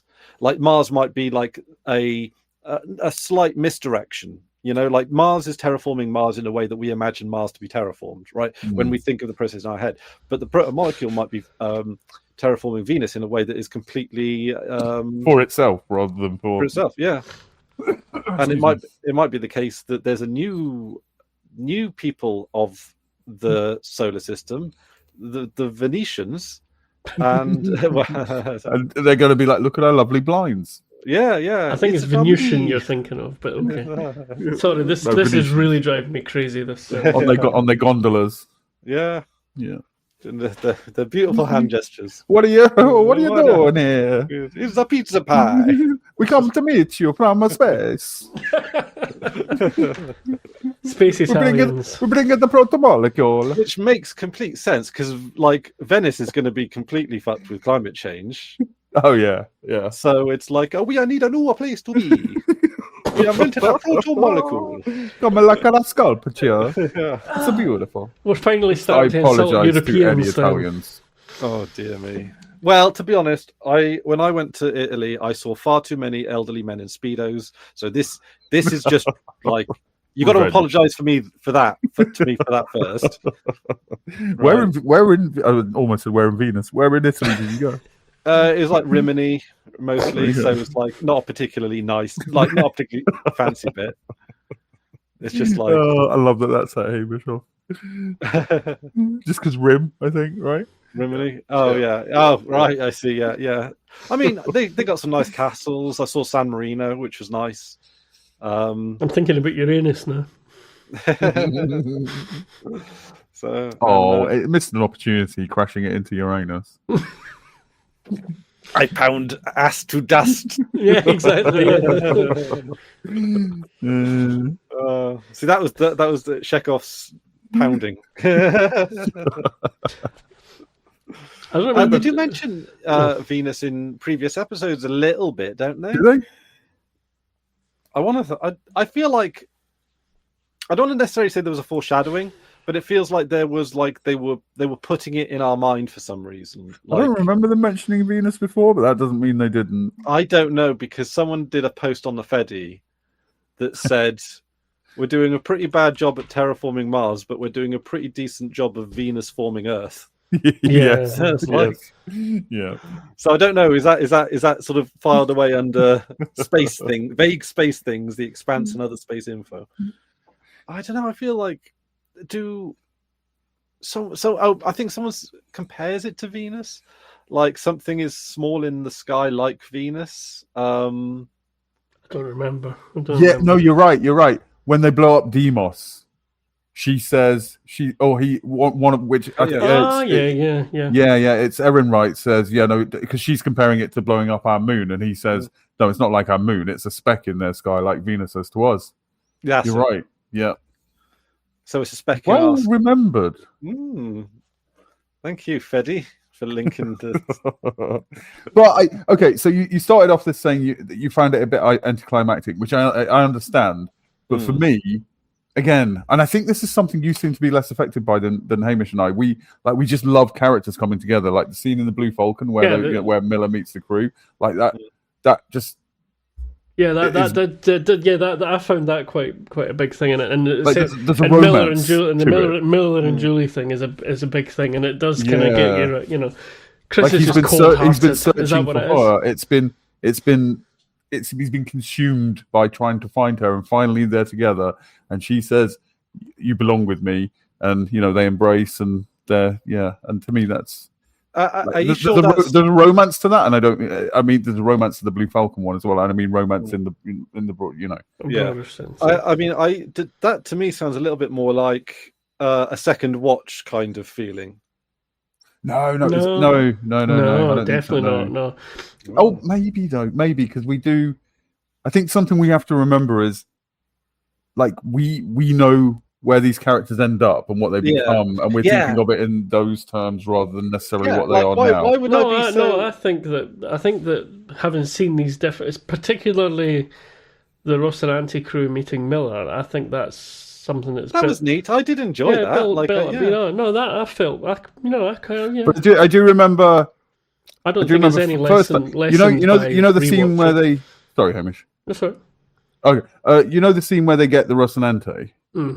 Like first time through, I was just like, "Oh, they're on a spaceship," and second time through, I'm like, "Oh, this is when they get the Rocinante." You know what I mean? You're disappearing into the background, Drew. Yeah. I felt like that with Mass Effect. I'm at a ghost. I'm a Venetia ghost. I felt a little bit like that with the Mass Effect and the Normandy, because I started Mass Effect on Mass Effect 2, which is a great one to start on, but they have this big unveiling scene going, "This is the Normandy." Right, yeah. Okay, like I felt like they had like the music, the inspirational music, and I was like, okay, this is a cool shit, but I don't like. So I think there might be something to you saying. I don't think it's entirely the case, but there's something to you saying like we build these things up on subsequent watches more and more, maybe. But I do remember being deeply affected by Miller and Julie meeting up that. The first time. Definitely, yeah. And also like I recently watched that with somebody else, and it was the two of us were quite affected by it. So. Somebody that's seen it first, the first time as well. Am I? So I don't know. Are you a machine? Is that what you're asking? You're a robot, Chris. I don't think so, but you never really know for sure. You never know, do you? It's like rabies. You have to like kill me to find out, which I'd rather you didn't do. Have you been obeying Asimov's law of robotics? I think so. I think so. Yeah. Robot. Yeah. Well. I mean, it's like isn't it Fallout 4? Like the only way to work out if someone's an android or not is they have a chip in them, but you have to basically kill them to get the chip out. That's horrible. So, yeah. Oh, I mean, it's obviously it's like stake through the heart. Works for vampires, but it works for everybody else as well. Yeah. Hang on, what's that? Have you got an origami unicorn on your desk? Oh, hang on. Which is that? Is that Blade Runner? Yeah. And I almost said macrame unicorn, and that would have been made out of threads and string and whatever it is. I'm just looking. I'm looking at the Venetian explosion. Is Venetian the right word here? Because I do Venusian. Now this video, if it was on YouTube, like flagged for terrorism. Oh yeah. Well, I'm going to put the Venetian explosion. Oh, explosion! Yeah. Right. Yeah. This is. So I'm looking at this bit now. This is like the very, very, very last frame of. And you somehow think that the human Miller. No, I think that some kind of Miller and some kind of Julie Mao have survived that. So it wasn't the impression or the the wording that you used earlier in the show. Here's the thing, right? And I think Drew kind of sort of. I get what you're saying in a sort of figurative sense, but you seemed very convinced it was a Deus Ex Machina to save Miller that you were going to get, and I'm like looking at that thinking, what did I do? What were you going to say that I did?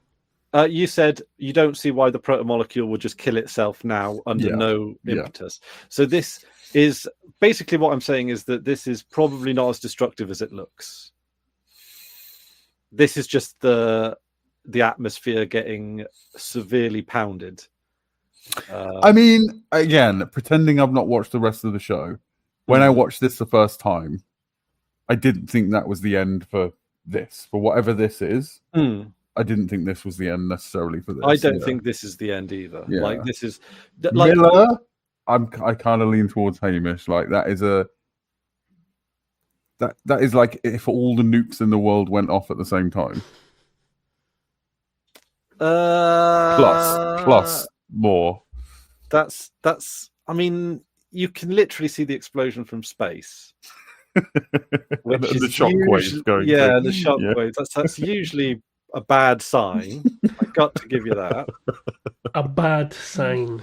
A bad sign. And am I right in thinking Venus is substantially smaller than Earth? Yeah.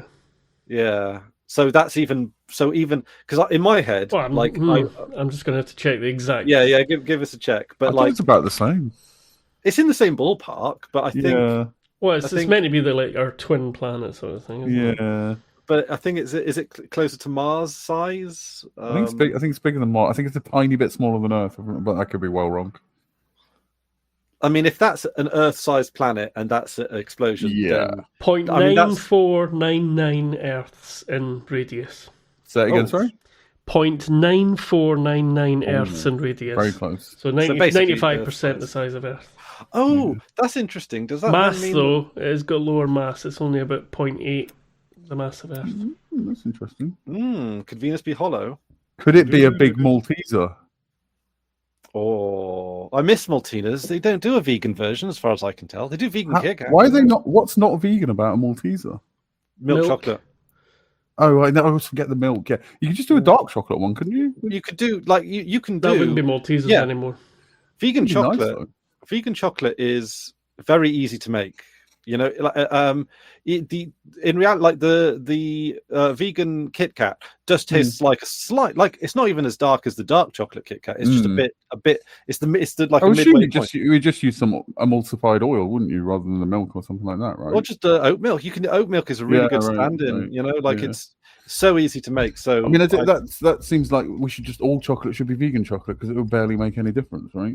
Kind of it certainly makes it. There's a lot of things that could be vegan that for some reason, like Pringles, they're not vegan. Why not? They used to be vegan, and then they added milk dust. Milk dust finds its way into everything, right? And it's like milk. I don't think I'd like this, and it's such an easy thing to substitute, and I don't entirely know why.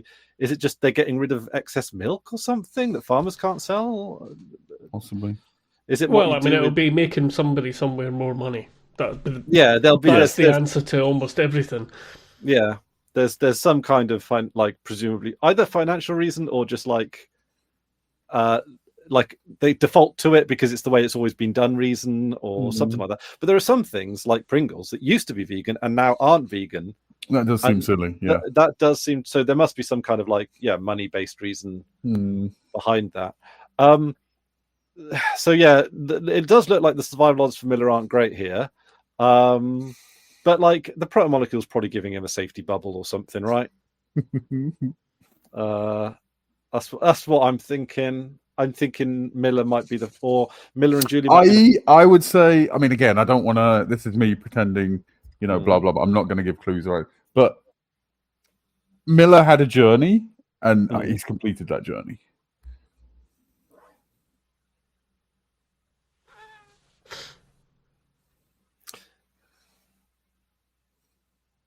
Miller's journey was to Julie Mao.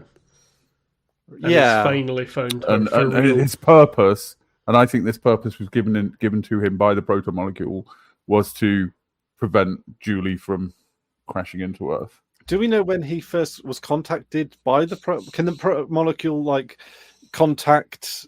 Well, this is my theory. A time thing. It's Drew's theory. It makes sense to me. Yeah. It's the bird, the bird of the moments when the protomolecule is that's how we disagree on some things about the bird, but this will come up later.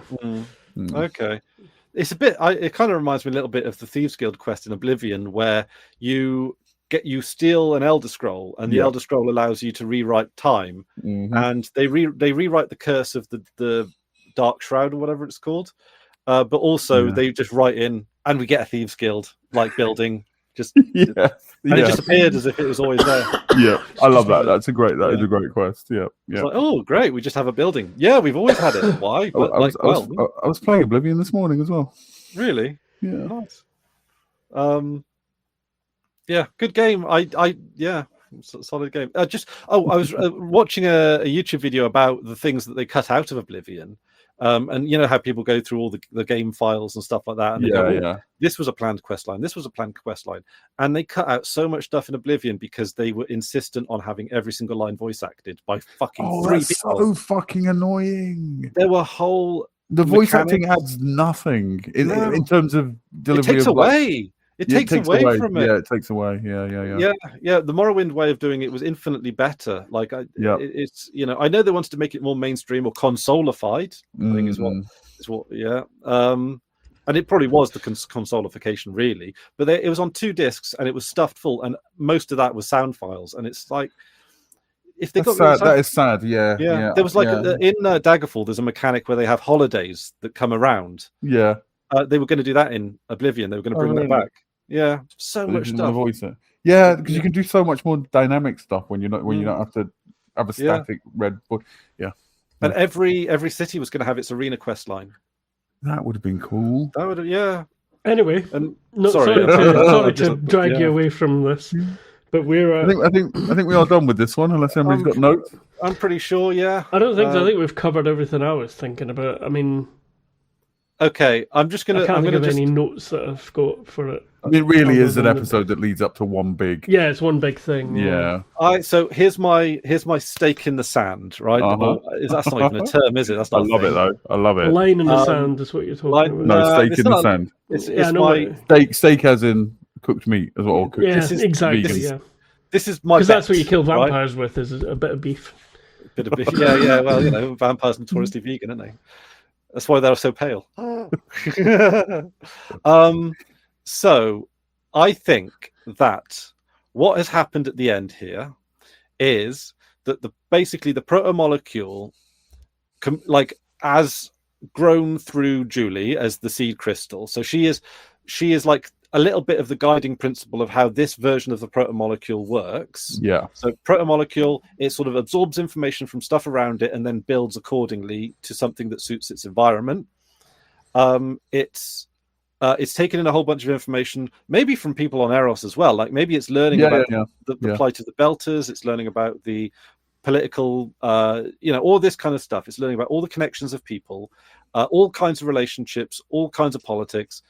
And it wants to, and maybe the protomolecule is like, have you seen Mass Effect? Are you aware of the plot of Mass Effect Andromeda, where a bunch of people get onto like a cryogenic spaceship and they fly to the Andromeda galaxy, and they're going to start the human race again from there as a second branch, because they think that our galaxy is done for, right? So they're the plan B. Mm-hmm. So with that's not really a long-term plan, is it? Because isn't it Andromeda, the galaxy that's going to crash into the Milky Way? Yeah. Well, I mean, sort of. Depends. I mean, cosmically, it's going to be a bit. It's going to be a bit, yeah. Or maybe that's it. They come back home, and then it's like it joins up again. You know, they're just taking two. I don't know anything about. In answer to your question, I don't know anything about Mass Effect. I've never played any of the games or seen anything about them. Okay, bunch of people freeze themselves, go far away to continue the human race. That's basically it. So could the protomolecule be an alien life form or a reconstituted version of an alien life form? So the aliens have like turned themselves or turned some of themselves into this protomolecule, into this extremophile survival thing, fired off to maybe into other galaxies and other planets as well. And they're just like, okay, this protomolecule is going to survive by joining with another people or another culture, another species, and then grow and build and exist and thrive as that. So it's a survival thing rather than a weapon. I don't think it's a weapon because that's like it's almost like the first assumption is always incorrect. The first assumption is obvious and incorrect. So I think. Well, I mean, there's a little sort of metaphor for that in this episode, you know, when Eros is coming and she says, you know, it's the hammer only sees the nail kind of thing. Yeah. So, it's that kind of thing. So I think it's going to be that, I mean, whether or not Miller and or Julie survive or whatever is, I mean, it's almost besides the point because the protomolecule will survive and the protomolecule at this stage probably embodies both of them. Like there's probably still amount of time before it hits. I mean, to get from Tycho to Venus, right, which is kind of the distance of the plot in these last two episodes. That's actually a real long time, isn't it? It was going very fast. It was going very fast, but yeah. I mean... Incredibly fast, yeah. Yeah, I mean, it's fast enough to cause that kind of explosion, right? Because there's no... Like, I'm assuming that's not the bomb. I'm assuming... Oh, no, that is the impact, yeah. The impact. So, I mean, Miller's not going to exist as a human unless he's rebuilt and reconstituted by the protomolecule, which I think is more than possible. And you could have like a reborn Miller with a new purpose for the next season, for the next book. But maybe he dies. I don't know. I mean, it's. I mean, it is irrelevant. Well, like I say, I wasn't saying yes or no to that idea. No, at all. And I was just pointing out that for a human to survive what's on your screen right now, is pretty unlikely. Pretty unlikely, but we've got the protomolecule, which in and of itself is pretty unlikely. So I don't know. Maybe he survives. Maybe he doesn't. Maybe he survives in a way that we don't know, or whatever. It's a bit like when the show 2.5 Men when Charlie Sheen leaves, and it's like basically he's still the main character because like everyone in it is bland as fuck, and it's like again I'm unfamiliar. Don't. It's a shit show, right? Don't watch it. But it's like it's kind of funny to see like Ashton Kutcher's so unconfident in his ability to carry that show that basically everyone talks about the negative space of Charlie Sheen leaving is the main character in that. The vapidity of the show is a spectacle in and of itself. Like it's interesting how a very feeble show that basically focused around Charlie Sheen drinking and fucking around. I've never seen it either, but it's rubbish. So I mean, you could watch one episode, but okay, it's the kind of show where if a recognizable name comes in through the door, they applaud. Like the audience goes, yeah. You know, it's like, right. It's awful. It's everything you don't like. It's like imagine the Big Bang Theory, but like less clever, right? Like, sorry, I have seen some of that. And maybe a little bit less racist, but I don't know because I don't know how many like non-white people there are on it. Actually, to be honest, there was another one that really struck me as sort of being a bit what's the word I'm looking for?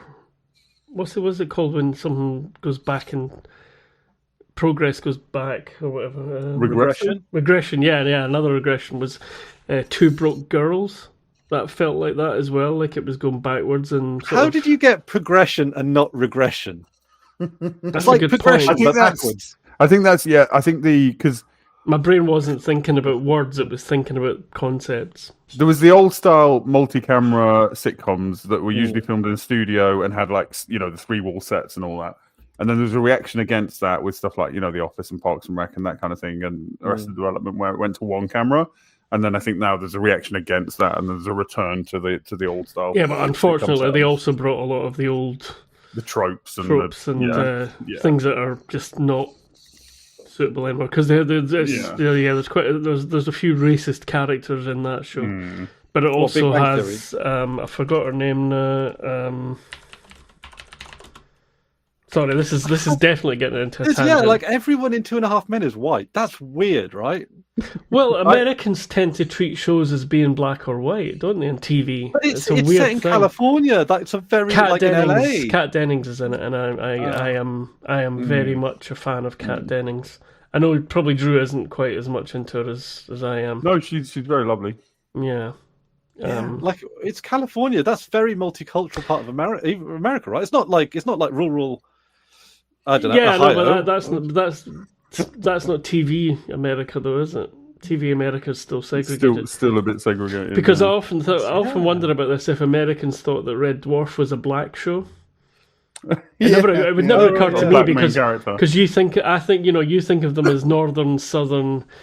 Nerdy, not nerdy, but I'm sure Liverpudlian, British, Whereas in America, would they think, there's two black guys being the main ones in this show, and the white guy is like the butt of the jokes, and I just wondered about that. I never pursued it. I don't know if anybody who's in America has an opinion on this, but I didn't even clock Lister's race at all until I was an adult. Yeah, it's not something. Yeah, it's not something you think about, especially not. He is very much a Scouser. That's the kind of the joke. He's a slovenly. He's the opposite of space hero completely. And he's a space bum. And he's a slovenly, Scouser. And that's part of the joke in it. Yeah. It doesn't occur to you to think what colour his skin is, but I often wonder about that because did you ever see the Larry Sanders Show? Good show. Excellent show. That's that might be an interesting one. I know it'd be Chris not seen it yet again, but I think that would be a very good... I think a comedy would be difficult. Maybe in segments. Because it is so much about... that joke, this joke, that situation, rather maybe an ongoing. I think we also need something that Chris has seen and that one of us hasn't. I think that needs to be better. But anyway, there's the thing about the Larry Sanders Show is they sort of pursue and investigate a lot of these things in their stories and the show. And there's one bit where one of the writers from the show is trying to get, he's not the senior writer on the Larry Sanders Show. And he's one of the more junior ones, in the middly ones, and he's trying to get his own sitcom elsewhere and everything, and it all gets completely torn to pieces by the network and everything. It all gets undermined and homogenized and everything. And then it becomes this thing where the joke is like, why? Because I can't remember who the actor is that comes in. He plays himself, a version of himself in the show. And they basically want a vehicle for this particular comedy actor, as that's what the network really wants. So the whole idea of what he thought it was as a sitcom and his story and his pitch is just completely ruined. And there's a lot of slightly horrific little racist things in it. But one of the for example, he wants them to be a band. It's meant to be following a band, and one of the TV execs says, because they're talking about getting a black guy somebody black into the show. Obviously, this is building up to them undermining the entire show as a vehicle for this other person. And they say, well, they need a drummer. It's things like that. You're like, whoa, because it's that kind of show. But also later on, once this guy comes on board, once I forgot who the fuck that is, somebody quite famous, but he comes on board as the star. And they do like the pilot, and I think they do some episodes or whatever. And they've got the thing is, what the fuck is this guy doing writing a black show anyway? And he's like, I didn't know I was writing a black show, that whole thing. And that's what made me wonder about American TV if they see show, because a lot of the sort of working class comedy that did transfer from Britain to America became black shows. Yeah. Would you call it Steptoe and Son, Sanford and Son? Is that the same ones? And that was, because the sort of looking down on people thing had to. They didn't want it to be white people for some reason. It had to be black people or something. I don't know. It's all very weird. But yeah, it was the Larry Sanders Show that made me think about that. I forgot how we got onto this tangent, but I don't know. But I'm just looking at the final couple of seconds of the of the episode, yeah. And you're thinking, like, obviously, when you zoom out, things look like they're moving slower, right? Yeah. Like in a car, right? If you're looking forward, things look like they're moving slower than if you're looking sideways out of a car when it's just right? It's like proximity and angles and stuff like that, right? The Eros. In like 10 seconds goes from being like well out of atmosphere to explosion, and I think there's a little bit of explosion, so you can see it go in, and then you can see it like a explosion like there, which is like, that's presumably you hit, like, it's a 2-beat thing, which is like, okay, that's into the atmosphere, and then bang, that's into the surface, and it's like, if you're going from that distance, like, how fast are you going? That must be like 200 miles in the course of like 10 seconds. I don't know. I'm very much. I think you're underestimating that. Yeah. 400 miles, 1,000 miles. Because remember, the Rocinante is like really straining to keep up with them. And then eventually, and this is faster than it's ever been before. Like, it's only going faster and faster and faster. Presumably, I don't know for sure. Anyway, that's an atomic disintegration, really. Like, that's we're talking. Yeah, well, like I say, it's a planetary catastrophe type event. It would have destroyed life on Earth. I do love when you do this, because it makes me. I'm so excited to get to the bits where you get your answers. I bet you like. I know that you're leading me down this Miller's Dead route. I love that. I love that you get more questions as the answers come out. But that's something the show does anyway. It leaves you with more questions. I was going to say, it ties up all the loose ends that you've had, and then goes, right, now here's this completely different set of threads for you to I'm looking forward to you getting answers to the questions you have in mind now, perhaps even more than that, I'm looking forward to, like, the new questions that we're going to have in the next few episodes. Yeah. What Venus land is going to look like. No. New Venice. No, new stuff. New Venice. Yeah, we're not even touching. Oh yeah, I mean, it's so interesting. Like I say, it's probably worth bearing in mind that we're kind of starting the second book now, and there's a different set of story threads. And it's not. I don't think it's a spoiler or unfair to say this is Miller's journey has been. But there is more to the Venus thing. Obviously, we can't just let that go, or else that'd be some pretty bad storytelling to just go, let's forget about that. But you're not going to get answers about Venus imminently. No, definitely not. I mean, even if you did, it wouldn't all be like next episode. Everything's answered. It's not that kind of show, but it is very satisfying. You will get new questions that you care about. If this is following any kind of Game of Thrones trajectory, I would imagine in terms of their storytelling. There's no beats, tits right? or dragons yet. Not yet. But it's like this might be episode 6 might be the episode where they do an episode that is entirely from like the Tycho perspective, or entirely from the UNN perspective. I think you're on the right. Track. Like, there's like an aftermath episode where they're trying to I think you're in for some. It's an interesting episode. The next one, I kind of didn't like it the first time around. The next one, I don't want to spoil anything, so I'm not going to say why. But there was an aspect of it that I didn't like the first time round, but that made more sense to me rewatching it. Okay. There's a character. This is obviously a bit spoilery, but I'm not saying specifics. There's a character coming into it, I think, soon. I'm not entirely sure what happens in the rest of this season and what's in the next season, but there's a character coming into the show soon. I think Chris is going to fucking love. I've got a question. I'll type it to Hamish. I thought you meant. So sorry, carry on, because I thought you meant something else. Is the Bobby plot line with the Martian hoorah people? Is that started in the second book? Is that a bit where the second book is like where they start introducing the threads from the second book? Because like it does seem that she was introduced. It does seem that it's introduced. It feels like the timing was shifted for TV, if that makes sense. Yeah, it's a bit. It's to make it more intertwined. Televisual, I think it's an American thing of like half a series is how they contain things, and I think that's how this works still. Okay. Also, you've got a network change coming up in the next series or the series after. Then you have a network change and all this kind of. There's a lot of this when I rewatch this season, it's striking how much this feels like a finale. It does, episode. It makes sense that from it is the story, end of the book. Yeah. See, I like that this is an episode.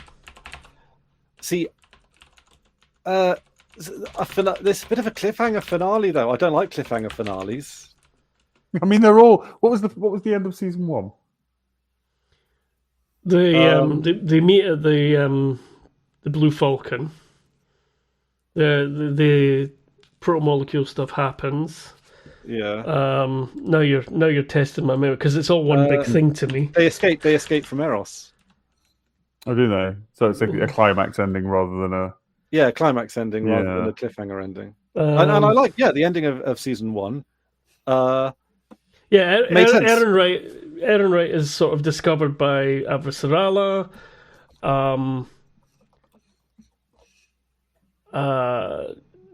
Holden and Miller escape from Eros.